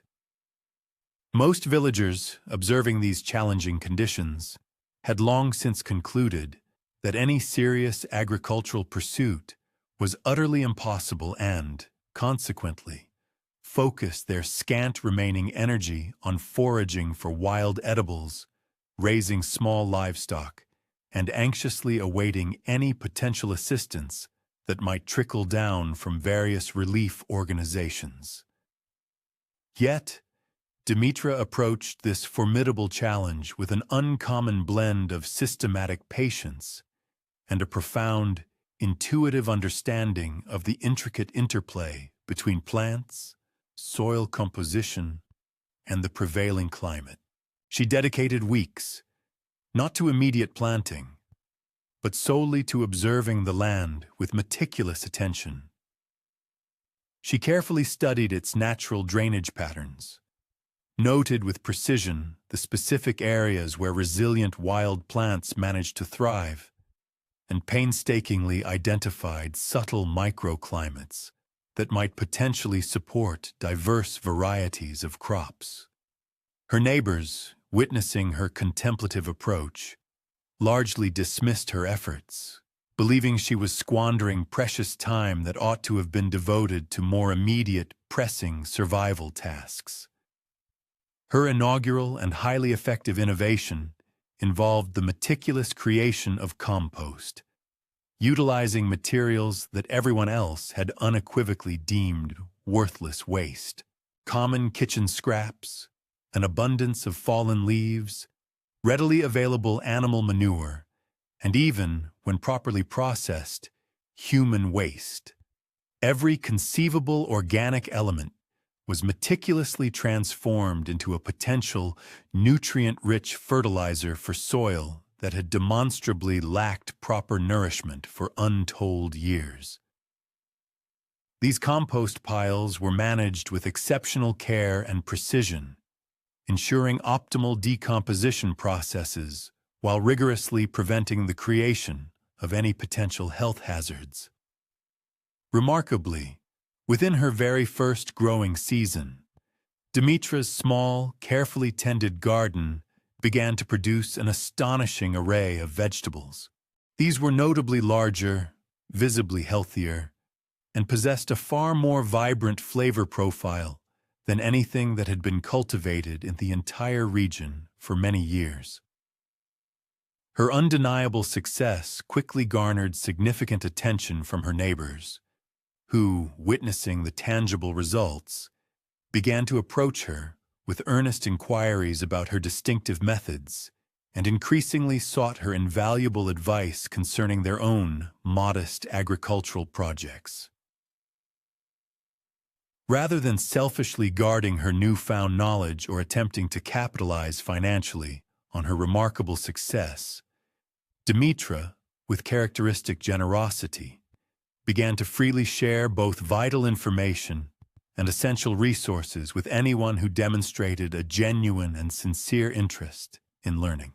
She magnanimously offered seeds harvested from her most robust and productive plants, diligently assisted her neighbors in analyzing the specific conditions of their own soil, and provided expert guidance on effective composting techniques, optimal planting schedules, and judicious crop selection tailored precisely to the challenging local conditions. Her approach to agricultural education proved to be extraordinarily effective and deeply impactful. Instead of delivering abstract lectures on theoretical principles, she wisely invited individuals to work collaboratively alongside her directly within her thriving garden. Here, they learned through invaluable hands-on experience, observing firsthand how the application of different techniques yielded distinctly varied and tangible results. Her eager students could thus immediately discern the direct correlation between specific cultivation practices and the undeniable achievement of successful, bountiful outcomes. As an increasing number of families progressively adopted and implemented Dimitra's innovative methods, the village's precarious food security situation experienced a dramatic and profoundly positive transformation. Gardens that had previously yielded only minimal subsistence crops, barely enough to sustain a family, now began to produce a substantial surplus of fresh vegetables. This excess produce could then be carefully preserved for later consumption, judiciously traded with other communities for various necessities, or generously shared with families who were still struggling to establish their own reliable food production. The widespread agricultural improvements served as a powerful catalyst, creating a plethora of opportunities for the development of other vital economic activities within the village. Women, for instance, began to master the art of preserving surplus vegetables and crafting various value-added products that could be successfully sold in the burgeoning regional markets. Children, too, found themselves actively engaged in critical tasks such as seed saving and diligent plant care, thereby developing essential agricultural skills from a young age while simultaneously contributing meaningfully to their family's survival. Furthermore, elderly villagers, whose traditional knowledge had long been overlooked, found their ancient farming wisdom once again deeply valued and respected as Dimitra skillfully integrated it with her pioneering new techniques. Perhaps Dimitra's most profoundly significant innovation was the visionary establishment of community gardens. These unique plots were managed collaboratively by the entire village rather than individually by separate families. Households contributed their labor, seeds, and various resources according to their individual capacities and abilities. Crucially, however, everyone shared equitably in the harvest, irrespective of their specific contributions. This inclusive approach guaranteed that even families lacking their own land or sufficient resources could reliably access an abundance of fresh, nutritious vegetables. The successful implementation of this community garden system necessitated a level of meticulous organization and robust social cooperation that had, regrettably, been absent from the village for many years.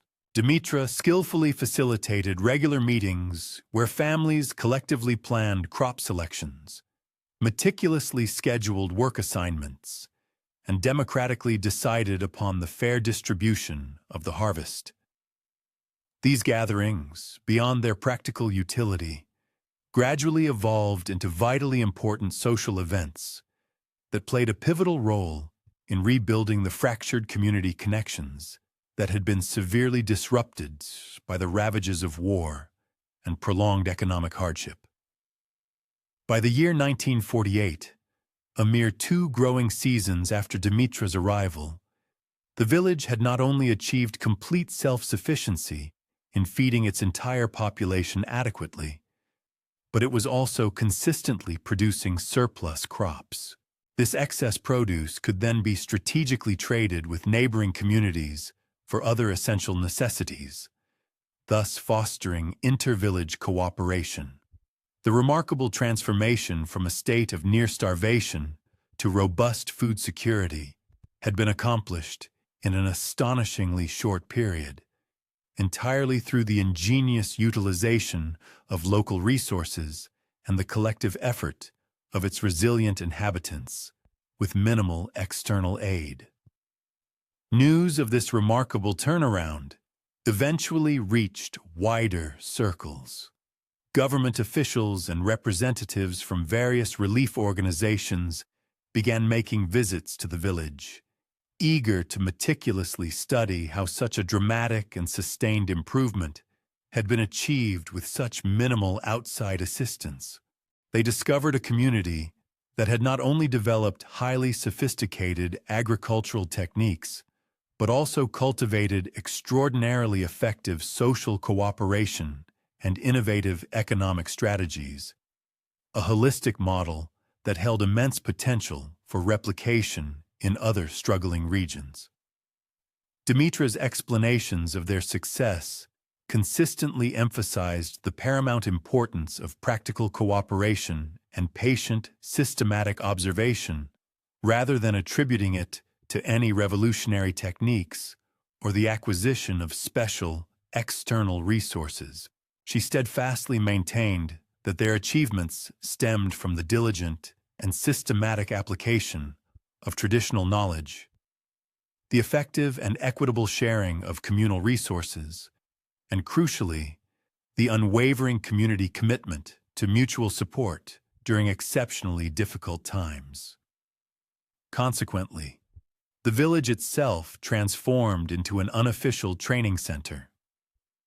Representatives from other beleaguered communities journeyed there to learn the agricultural and organizational methods that had demonstrably proven successful under challenging conditions. Dimitra, alongside other experienced villagers, provided comprehensive instruction that seamlessly blended technical information about farming practices with invaluable lessons concerning social cooperation and effective community leadership. As Greece's broader national economic recovery gradually commenced, the village found itself exceptionally well-positioned to capitalize on emerging new opportunities. This advantageous position was a direct result of the solid foundation of food security and robust community organization that had been painstakingly established during the preceding years of crisis. The agricultural surplus could now be strategically invested in other nascent economic activities, and the deeply ingrained habits of cooperation made it significantly easier to organize and execute new collective projects. Dimitra continued her dedicated agricultural work, but with the passage of time, she gradually shifted her primary focus toward meticulously documenting and systematically teaching the innovative methods that had been so successfully developed during the emergency period. She possessed a profound understanding that the invaluable knowledge and resilient social systems they had collectively forged needed to be carefully preserved and disseminated for the benefit of future communities that might face similar daunting challenges. Her meticulously kept notebooks subsequently became invaluable resources for agricultural extension services and community development programs throughout Greece. The potent combination of practical, technical information and astute social organization strategies contained within them provided an exemplary model for rural development that powerfully emphasized the leveraging of local resources and the cultivation of intrinsic community capacity, rather than fostering a debilitating dependence on external assistance. Throughout the 1950s, a decade marked by the advent of widespread agricultural mechanization and significant industrial development that began to fundamentally alter the fabric of rural Greek society, Dimitra's village steadfastly maintained its cherished tradition of community gardens and cooperative resource management. These enduring practices continued to provide a bedrock of food security and a strong sense of social cohesion, even as other aspects of village life progressively modernized and evolved. The young people who came of age in the village during this period of recovery carried Dimitra's invaluable lessons with them as they eventually moved to bustling cities or established their own families elsewhere. Her profound influence thus radiated outwards, spreading through informal yet potent networks of individuals who had personally experienced and internalized the powerful truth that communities could not only survive but thrive through difficult times, provided they embraced patient cooperation and the intelligent, resourceful utilization of local assets. In her twilight years, Dimitra frequently reflected on a profound irony, how the village's greatest ordeal had ultimately been transformed into its most enduring strength. The very crisis that had once threatened the survival of every inhabitant had paradoxically compelled the development of innovative agricultural and social systems that ultimately proved to be far more sustainable, resilient, and deeply satisfying than anything that had existed before the onset of those formidable difficulties. Upon her passing in 1967, at the venerable age of 73, the local community reverently perpetuated her legacy, meticulously tending the communal gardens she had meticulously cultivated and steadfastly upholding the collaborative customs she had so diligently fostered. Her unassuming gravestone was etched with a profound, yet straightforward epitaph. She imparted to us the fundamental truth that the earth's bounty suffices for all, provided we possess the discernment to seek it appropriately and the magnanimity to distribute it judiciously. It is conceivable that the most truly productive terrain is not found in the most opulent topsoil, but rather within the fabric of a community where individuals grasp the intrinsic understanding that collective survival hinges upon the unique and indispensable contributions of each member. Furthermore, the most splendid yields may not originate from expansive, privately managed parcels, but rather from the cumulative sagacity that blossoms when fellow inhabitants unite their efforts to navigate challenging periods.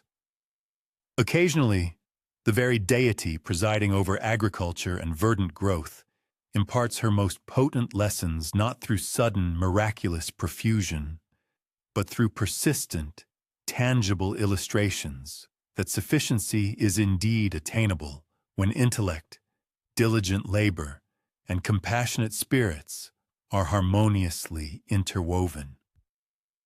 In the tumultuous aftermath of Greece's military setbacks in Asia Minor, a colossal population displacement unfolded, leading to the arrival of hundreds of thousands of Greek expatriates on the Hellenic mainland. This demographic influx severely strained urban centers and engendered pressing demands for shelter, gainful occupation, and viable economic prospects for the newly disembarked masses. Within the bustling maritime hub of Piraeus, a modest metalworking establishment became the crucible for an extraordinary partnership, where a skilled master artisan and recently uprooted refugees forged something truly exceptional. One might have observed him habitually prior to the break of day, igniting the roaring furnace within a bustling atelier that, despite its unpretentious dimensions, exuded an improbable level of ceaseless activity. Michalis Volcano had presided over the operations of this particular foundry for a span of 15 years, during which time he had assiduously cultivated a distinguished reputation for crafting metalwork that seamlessly blended aesthetic appeal with functional utility. His esteemed repertoire included bespoke ironwork commissioned by affluent households, indispensable repair provisions for various shipping enterprises, and highly specialized implements meticulously fashioned for indigenous artisans, demanding instruments of exacting precision. As the vessels laden with refugees commenced their disembarkation in unprecedented multitudes, Michalis observed countless families, possessing scarcely more than the garments on their backs, endeavoring to forge novel existences within a nation whose capacity to render assistance was inherently constrained. A significant proportion of these displaced individuals had previously distinguished themselves as merchants, professionals, or adept craftsmen in Asia Minor. However, their former credentials held scant import in a foreign land where they were unacquainted with indigenous operational frameworks and lacked pre-existing commercial affiliations. Michalis then took a decisive step, one that confounded his long-standing clientele and instilled apprehension among his commercial associates.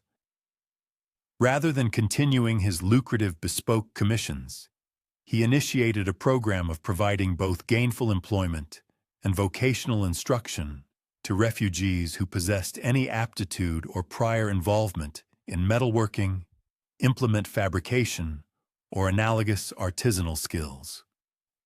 Consequently, his modest workshop evolved into a collaborative enterprise, fundamentally reorienting its objectives to place the generation of employment opportunities above the mere pursuit of financial gain. The initial cohort of refugee workers comprised men who had distinguished themselves as proficient metal artisans in prominent cities such as Smyrna, Constantinople, and other urban centers prior to the momentous population transfer.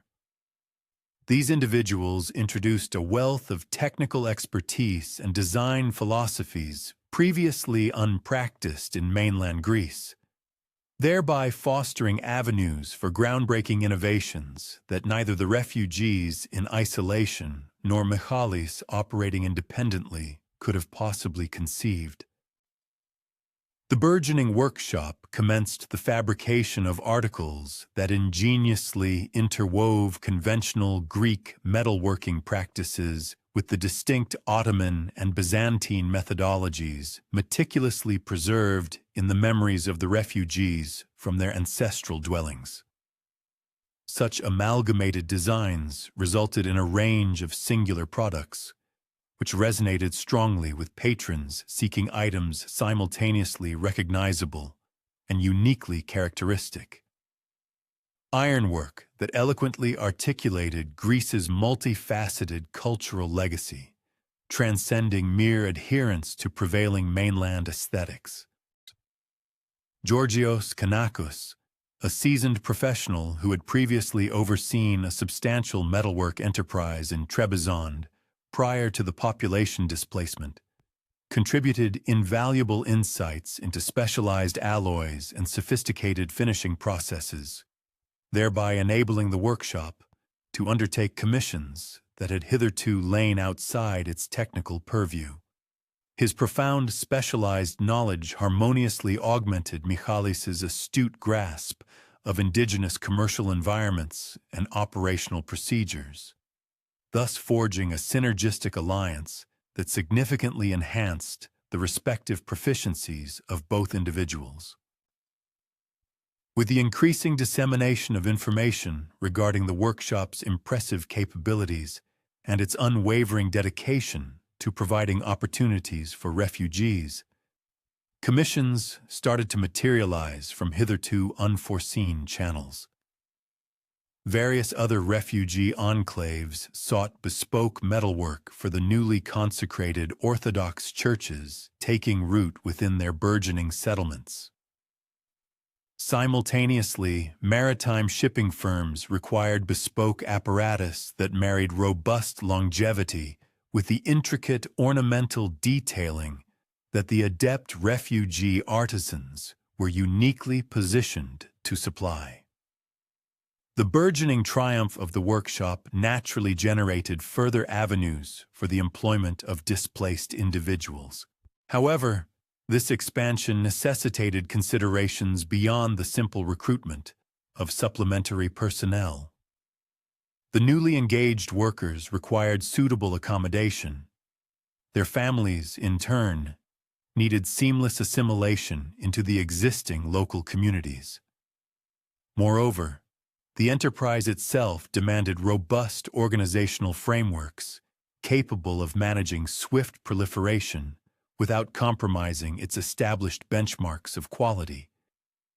Michalis's proposed resolution proved to be groundbreaking, even revolutionary, for its contemporary epoch. Rather than merely augmenting the scale of his singular enterprise, he actively facilitated the genesis of an interconnected web of diminutive metalworking cooperatives strategically located across the refugee-populated districts of Piraeus. While each individual cooperative was adeptly administered by seasoned refugee artisans, they collectively sustained a vital nexus with the foundational workshop, thereby securing access to crucial technical assistance, pooled assets, and harmonized promotional endeavors. This ingenious framework empowered refugee households to cultivate financial autonomy, concurrently safeguarding the inherited artisanal wisdom they had meticulously carried from their ancestral habitations. The various cooperatives manufactured both utilitarian articles essential for the refugee populations and bespoke commodities capable of penetrating more extensive markets across the entirety of Greece. The most pioneering attribute of this interconnected network resided in its progressive methodology towards the cultivation of skills and the reciprocal dissemination of expertise. Veteran artisans, hailing from diverse refugee communities, imparted their distinct specializations to laborers originating from varied cultural milieus, thereby instituting a comprehensive cross-training regimen that fortified the proficiencies of all participants and meticulously conserved techniques that might otherwise have irrevocably vanished amidst the upheaval of the population transfer. Younger refugees who had previously engaged in studies or apprenticeships in their original homelands found the means to finalize their vocational instruction within the cooperative structure, acquiring both time-honored methodologies and the necessary modifications for prevailing Greek market dynamics. This vital pedagogical element guaranteed the enduring transmission of specialized artisanal knowledge to successive generations, notwithstanding the profound geographical and cultural dislocations that families had endured. By the year 1924, the expansive metalworking cooperative network had achieved a remarkable output, fabricating goods that were not only distributed across the entirety of Greece, but also successfully exported to various other Mediterranean nations. The skilled refugee craftsmen were thus engaged in the creation of commodities that eloquently mirrored their rich cultural patrimony, concurrently addressing prevailing market demands, thereby laying robust economic cornerstones for their enduring establishment in their newly adopted homeland. Governmental functionaries and benevolent social service agencies commenced a meticulous examination of this cooperative paradigm, considering it a viable strategy for the economic assimilation of refugees across the entirety of Greece. The unequivocal triumphs of this system unequivocally illustrated that displaced populations possessed the inherent capacity to transform into valuable economic contributors, rather than remaining solely humanitarian burdens, provided their inherent proficiencies were duly acknowledged and appropriately cultivated. Michalis's function progressively transmuted from that of a sole workshop proprietor to assuming the mantle of a central coordinator and expert technical consultant for the burgeoning cooperative network. His initial foundry, once a singular enterprise, evolved into a pivotal training institute and a comprehensive resource nexus, offering nascent cooperatives unparalleled access to specialized machinery, expert technical guidance, and a centralized platform for synergy with other constituent members of the network. The undeniable achievements of the cooperative model garnered considerable interest from established metalworking enterprises across Greece, many of whom expressed a keen desire to assimilate the distinctive techniques and design principles that the refugees had meticulously imported from Asia Minor. This burgeoning curiosity consequently generated further avenues for reciprocal knowledge dissemination and enhanced economic collaboration, ultimately redounding to the advantage of both the refugee and the indigenous Greek communities.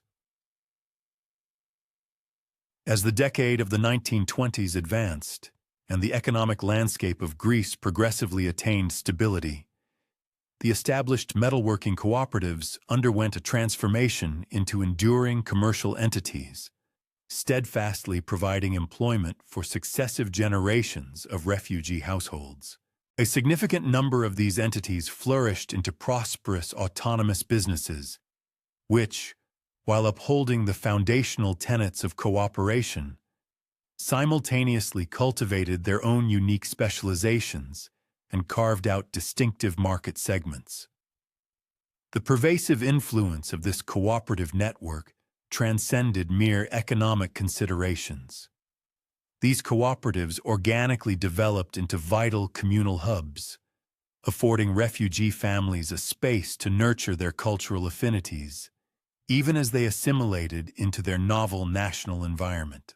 Time-honored festivities, sacred religious ceremonies, and convivial social assemblies collectively contributed to the preservation of crucial facets of refugee heritage, simultaneously fostering constructive relationships with their mainland Greek compatriots. Michalis sustained his profound engagement with the cooperative network until his eventual retirement in the 1940s. His foundational workshop, in a remarkable metamorphosis, had by then transformed into a distinguished technical institute, offering sophisticated instruction to metalworkers across Greece, thereby seamlessly integrating ancestral artisanal wisdom with cutting-edge industrial methodologies. Throughout the tumultuous period of World War II, the inherent technical proficiencies of the cooperative network assumed paramount importance for both clandestine resistance operations and the exigencies of economic subsistence during the occupation. The extraordinary aptitudes of the metalworkers, coupled with their refined organizational acumen and deeply embedded community ties, rendered them invaluable protagonists in both the armed struggle against occupation and the broader endeavors aimed at civilian perseverance. In the post-war era, a number of these erstwhile refugee cooperatives burgeoned into formidable industrial enterprises, playing a pivotal role in Greece's subsequent economic resurgence.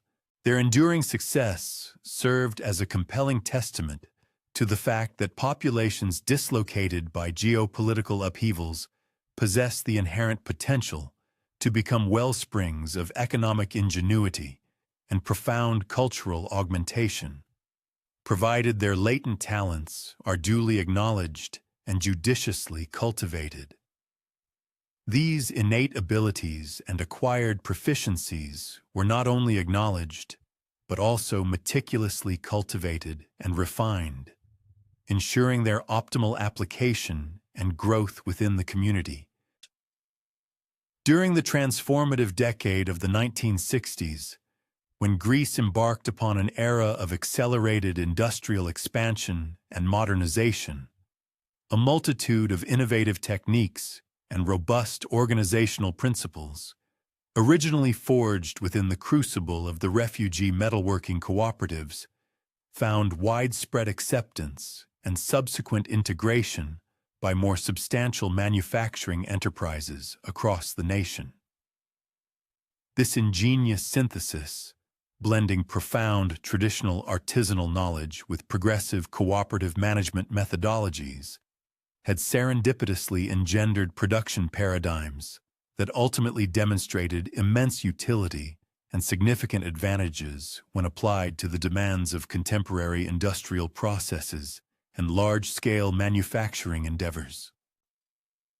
Esteemed historians, meticulously examining the complex epoch of refugee integration, have uniformly singled out the resilient metalworking cooperative network as an unparalleled paradigm of triumphant economic adaptation, a remarkable feat accomplished by displaced populations within the tumultuous landscape of 20th-century Greece.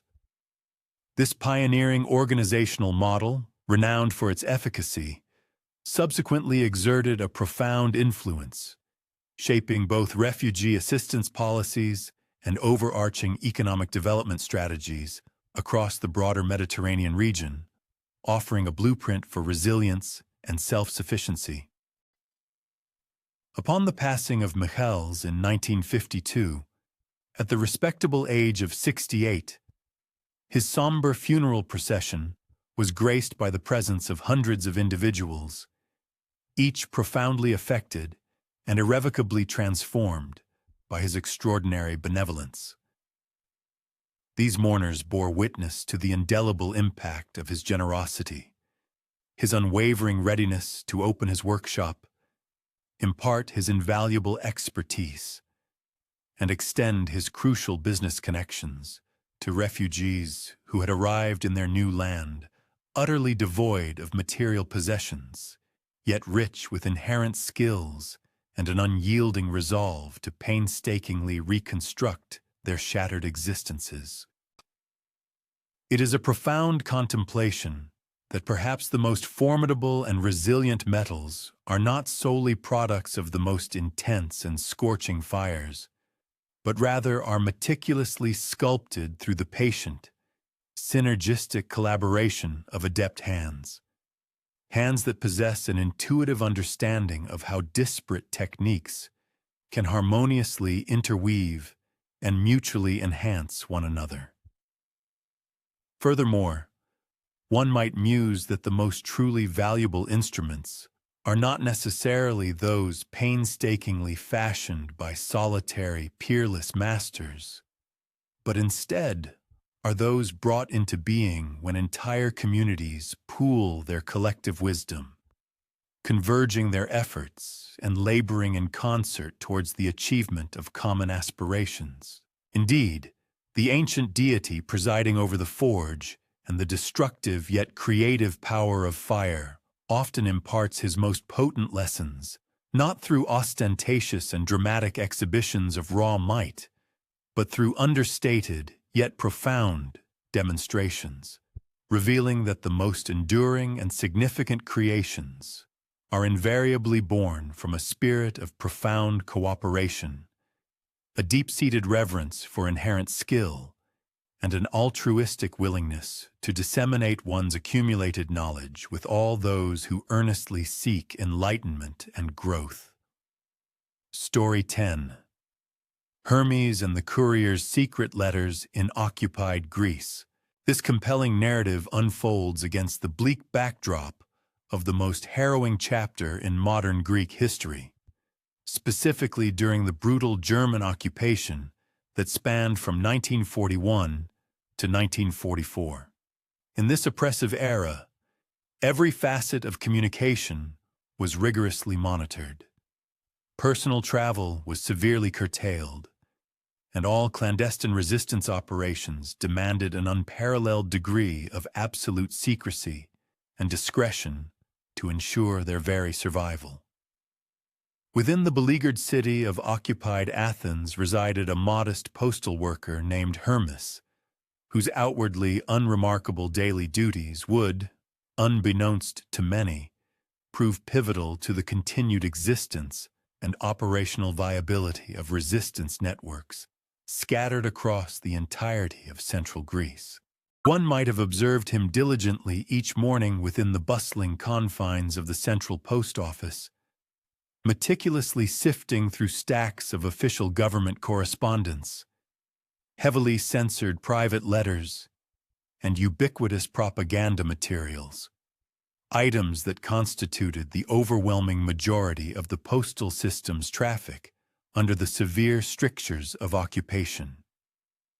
To all outward appearances, Hermes embodied precisely what his professional designation implied.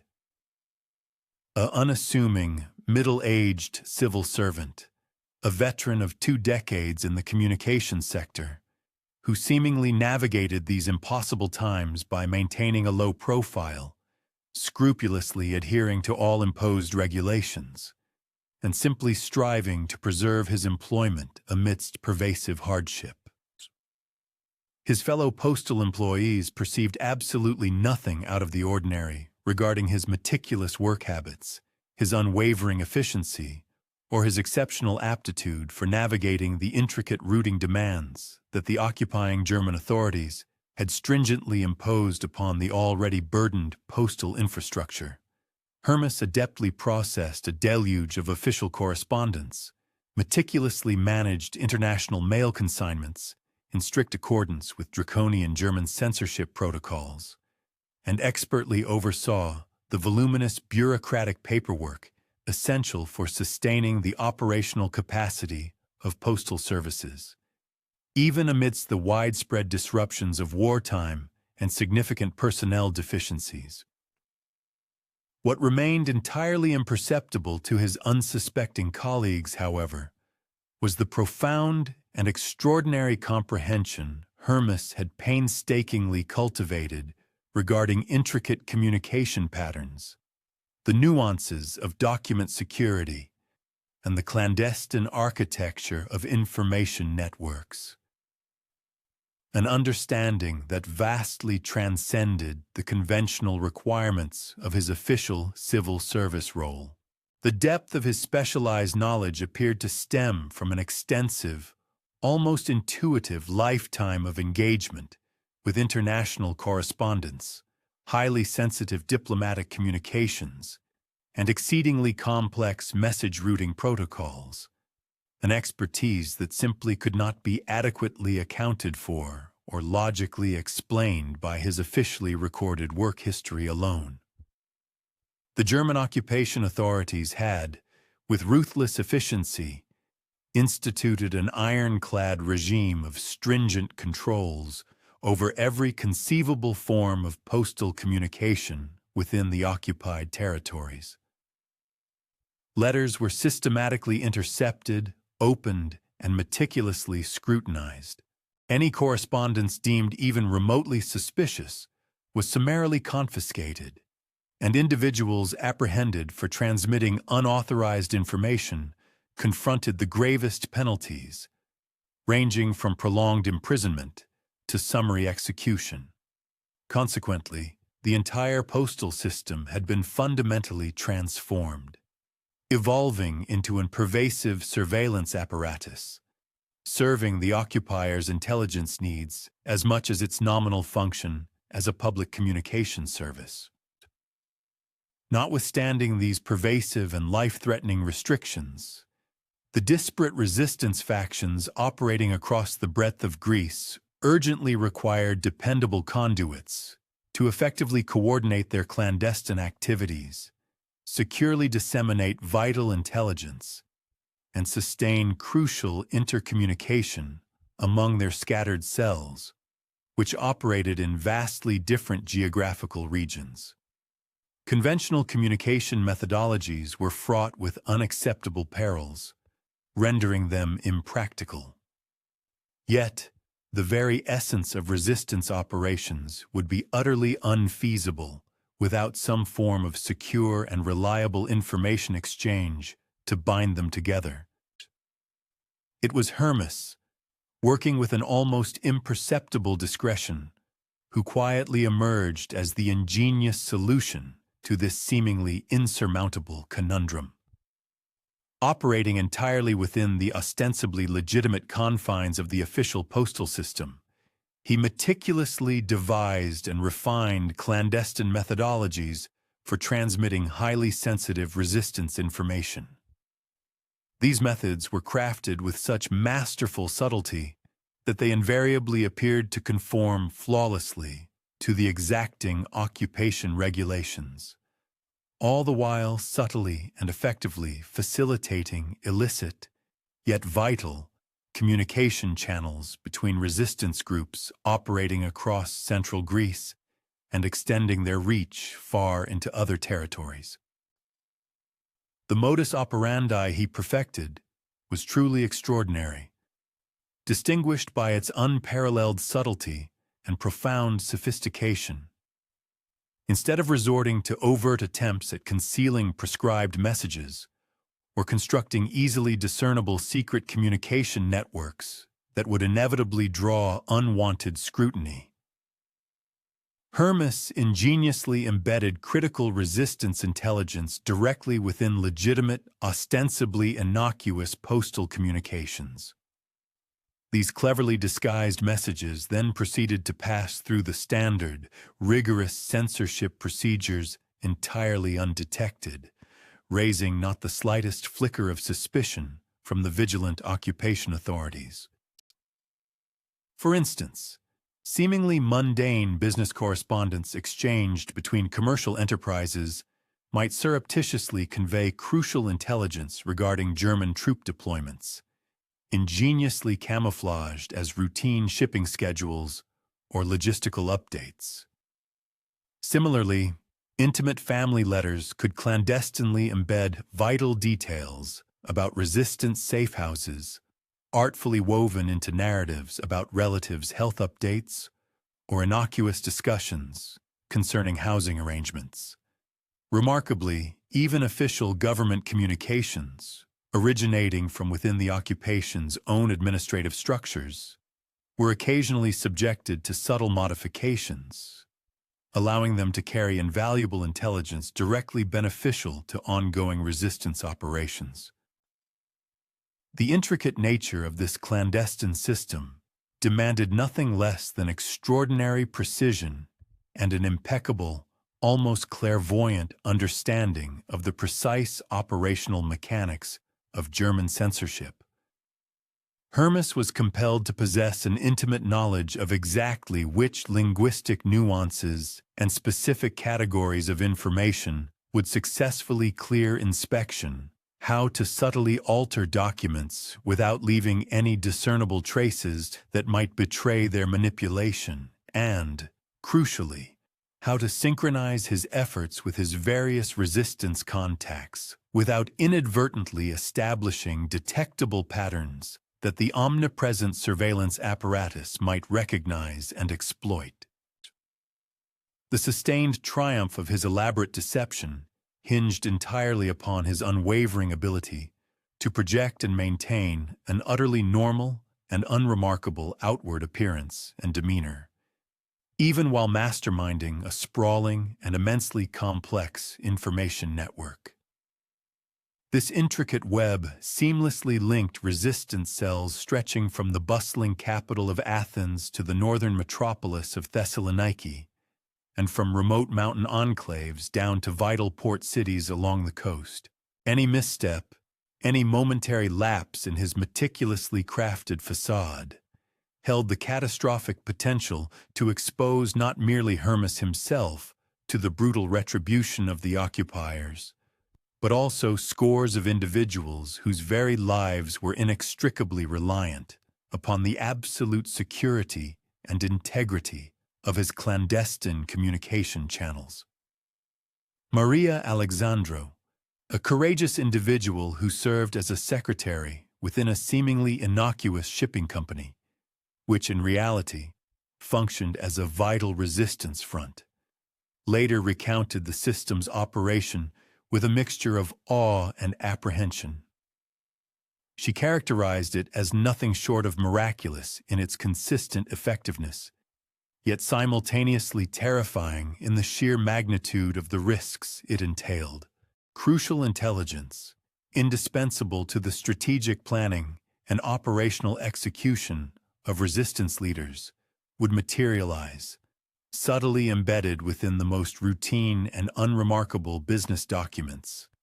Having successfully navigated the stringent German censorship apparatus without encountering a single apparent impediment or raising the slightest alarm.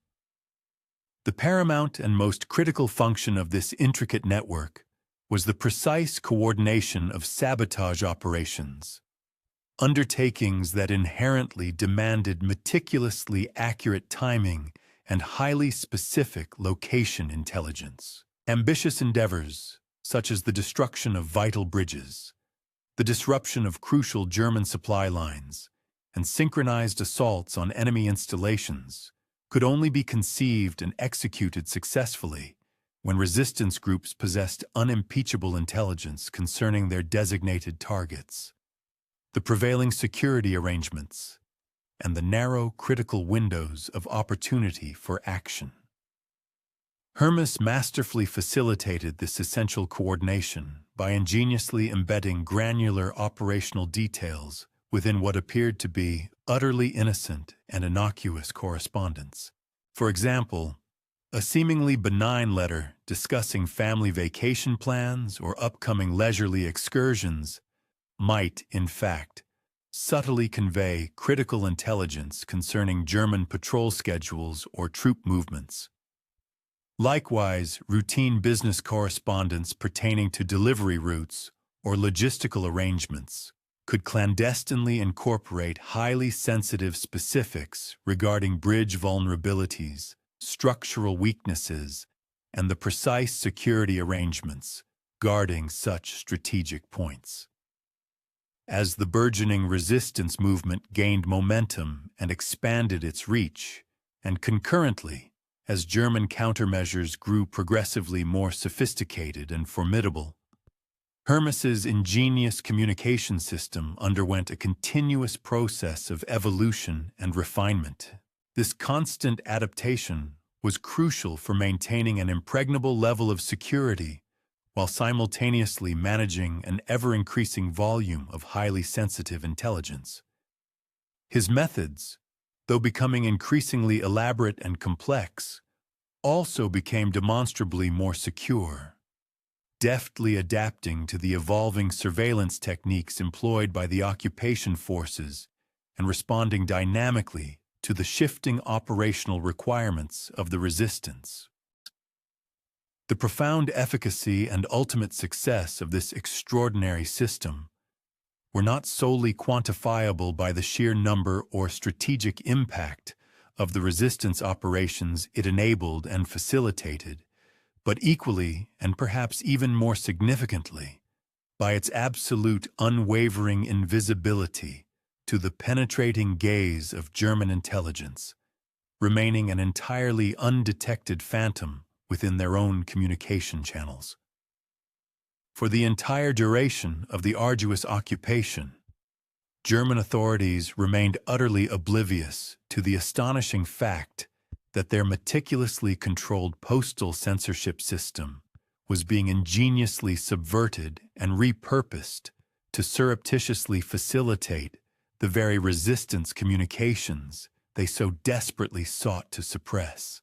Hermes's clandestine network maintained an unbroken record of complete security, flawlessly safeguarding thousands of highly sensitive messages from detection. His personal life, mirroring his professional facade, remained conspicuously unremarkable and entirely devoid of ostentation. Hermes resided in solitude within a modest apartment, cultivated only the most minimal social contacts, and assiduously eschewed any activities that might conceivably draw unwanted attention from the watchful eyes of the occupation forces. His only discernible interests, to the casual observer, appeared to be his diligent work at the post office and periodic, seemingly aimless, strolls through the diverse neighborhoods of Athens, during which he would keenly observe prevailing conditions and discreetly gather information that proved invaluable for ongoing resistance operations. In the climactic final year of the occupation, as the tides of war inexorably turned and an Allied victory became increasingly probable, and concurrently, as the iron grip of German control visibly began to falter and weaken, Hermes's indispensable communication network ascended to a level of paramount importance. It became the critical linchpin for orchestrating the complex and delicate transition from active resistance to the dawn of liberation. During this precarious phase, various resistance groups, often disparate in ideology and methodology, urgently needed to avert internecine conflicts and foster unity, all while meticulously preparing for the impending German withdrawal and the subsequent establishment of a stable post-war government. This sophisticated network served as the vital conduit, smoothly facilitating intricate negotiations between the often fractious resistance factions, ensuring seamless coordination with Allied liaison teams, and actively assisting in the formidable task of managing the multifaceted political and military challenges that inevitably arose in the tumultuous wake of liberation. The very same intelligence and communication channels that had previously been meticulously employed for daring acts of sabotage and clandestine intelligence gathering were now strategically redirected to support the crucial endeavors of establishing a legitimate civilian government and ensuring the maintenance of public order during the volatile and uncertain transition period.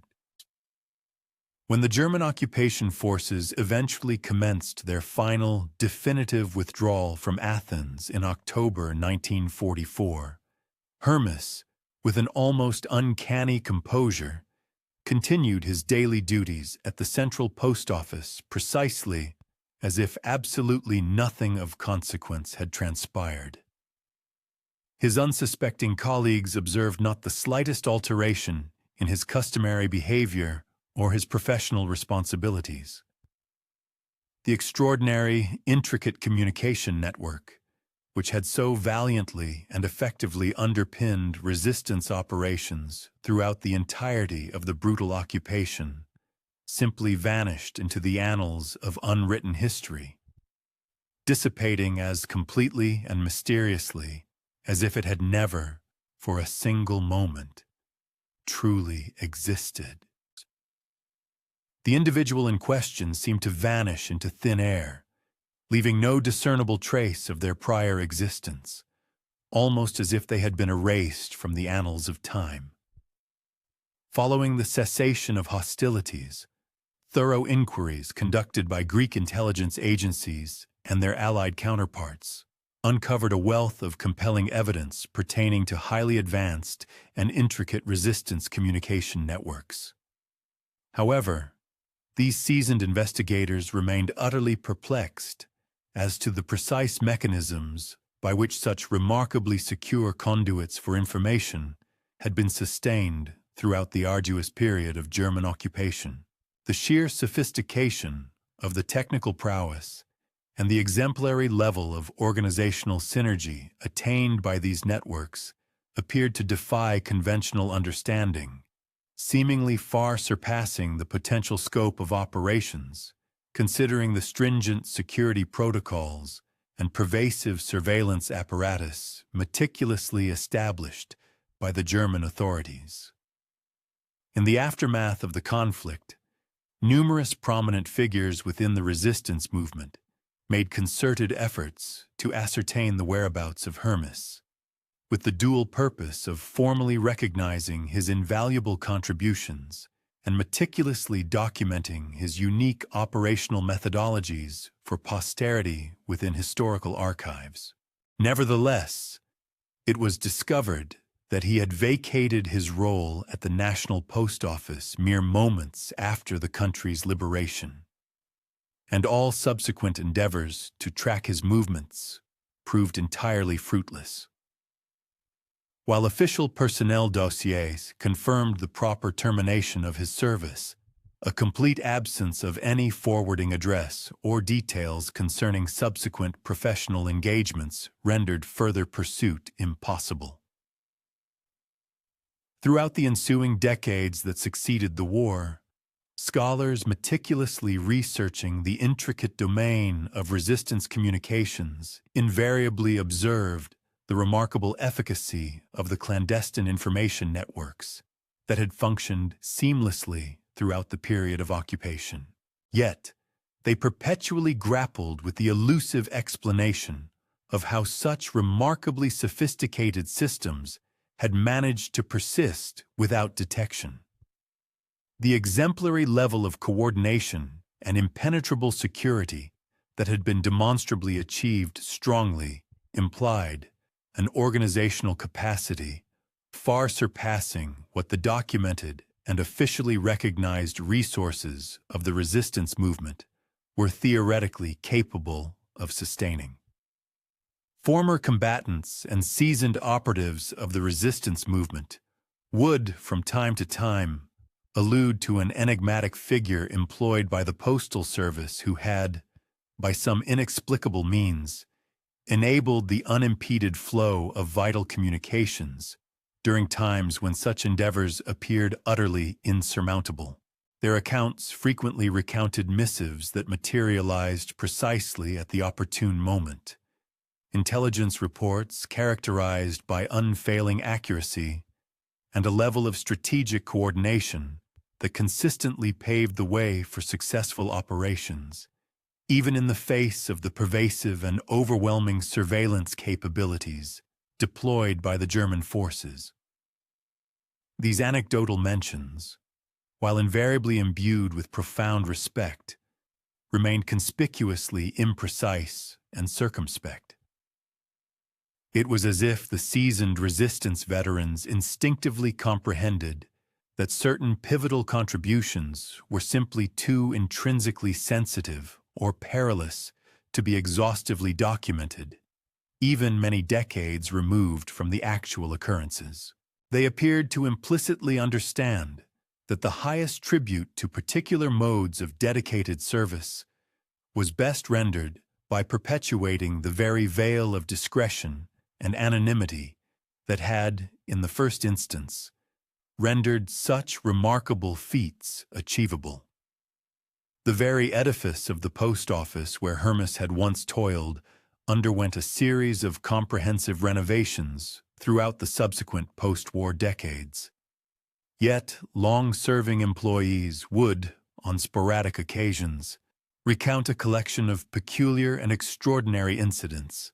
These included postal deliveries executed with a level of efficiency far surpassing what conventional operational protocols could account for. Messages that miraculously arrived at their intended recipients notwithstanding significant addressing anomalies, and ingenious routing solutions that spontaneously manifested precisely when logistical impediments appeared utterly insurmountable. Irrespective of whether these intriguing observations were attributable to lingering residual effects of the sophisticated wartime communication systems, to an exceptional level of competence exhibited by postal workers who had gleaned profound insights from preceding examples, or indeed to an entirely different, perhaps arcane phenomenon. They collectively intimated that certain fundamental lessons concerning highly effective communication and steadfastly reliable service had indelibly imprinted a permanent and enduring influence upon the venerable institution where they had initially been so masterfully applied. It is conceivable that the communications of paramount significance are not those heralded by elaborate fanfares or ostentatious displays, but rather those that journey to their intended recipients with an unassuming quietude, an inherent security, and an impeccable timing, arriving precisely at the moment of their utmost necessity. One might surmise that the truly divine emissaries are not those who proclaim their presence with dramatic flair, but instead those sagacious individuals who deeply grasp that authentic service occasionally necessitates operating from the shadows, diligently ensuring the seamless traversal of crucial intelligence to its requisite destination, all without drawing undue attention to the meticulous craftsmanship and profound foresight that render such vital communication feasible. Indeed, it seems that the very deity presiding over messages and rapid transit often renders its most profound service by imparting to humanity the timeless wisdom that the most indispensable communiques are forged through an unwavering patience, an exacting precision, and an unyielding dedication to forging connections between individuals who desperately seek to reach one another, irrespective of the formidable impediments that may arise. Thus, these 10 narratives gracefully draw to their serene culmination. Each tale serves as a poignant reminder that the divine essence may not invariably manifest through ostentatious gestures or patent miracles, but rather through the dedicated efforts of patient individuals who judiciously employ their unique talents, be it in the realm of pedagogy, safeguarding, innovation, cultivation, or interpersonal connection, to fortify their respective communities, endowing them with greater sagacity and an amplified sense of optimism, both amidst the routines of ordinary existence and during periods of exceptional adversity. Perhaps the most profoundly reassuring contemplation is this: that the intrinsic virtues and capacities we most desperately require, namely profound wisdom, unwavering courage, inventive creativity, compassionate nurturing, and dependable communication, are perpetually accessible to us, frequently emerging from the most unforeseen locales and manifesting in the most unassuming guises. An attempt to meticulously rephrase and elaborate upon the provided text fragment, Saint Humble Forms, reveals an inherent challenge in fulfilling the comprehensive paraphrasing directives. The brevity and truncated nature of this input preclude the complete application of the specified requirements, particularly those concerning the maintenance of length, structure, and the expansion with details and examples. To achieve a robust and engaging rendition, employing diverse grammatical structures, rich synonyms, and expressive language tools, a complete and coherent original passage is indispensable. Without a full contextual framework, the core essence and intricate nuances required for a thorough journalistic narrative, rich in illustrative details and maintaining a consistent tone, cannot be adequately extracted or expanded upon. Therefore, to proceed with a faithful and enriched paraphrase, encompassing all specified requirements for factual and terminological consistency, tonal matching, and clear conveyance of the main idea, the complete source material is respectfully requested.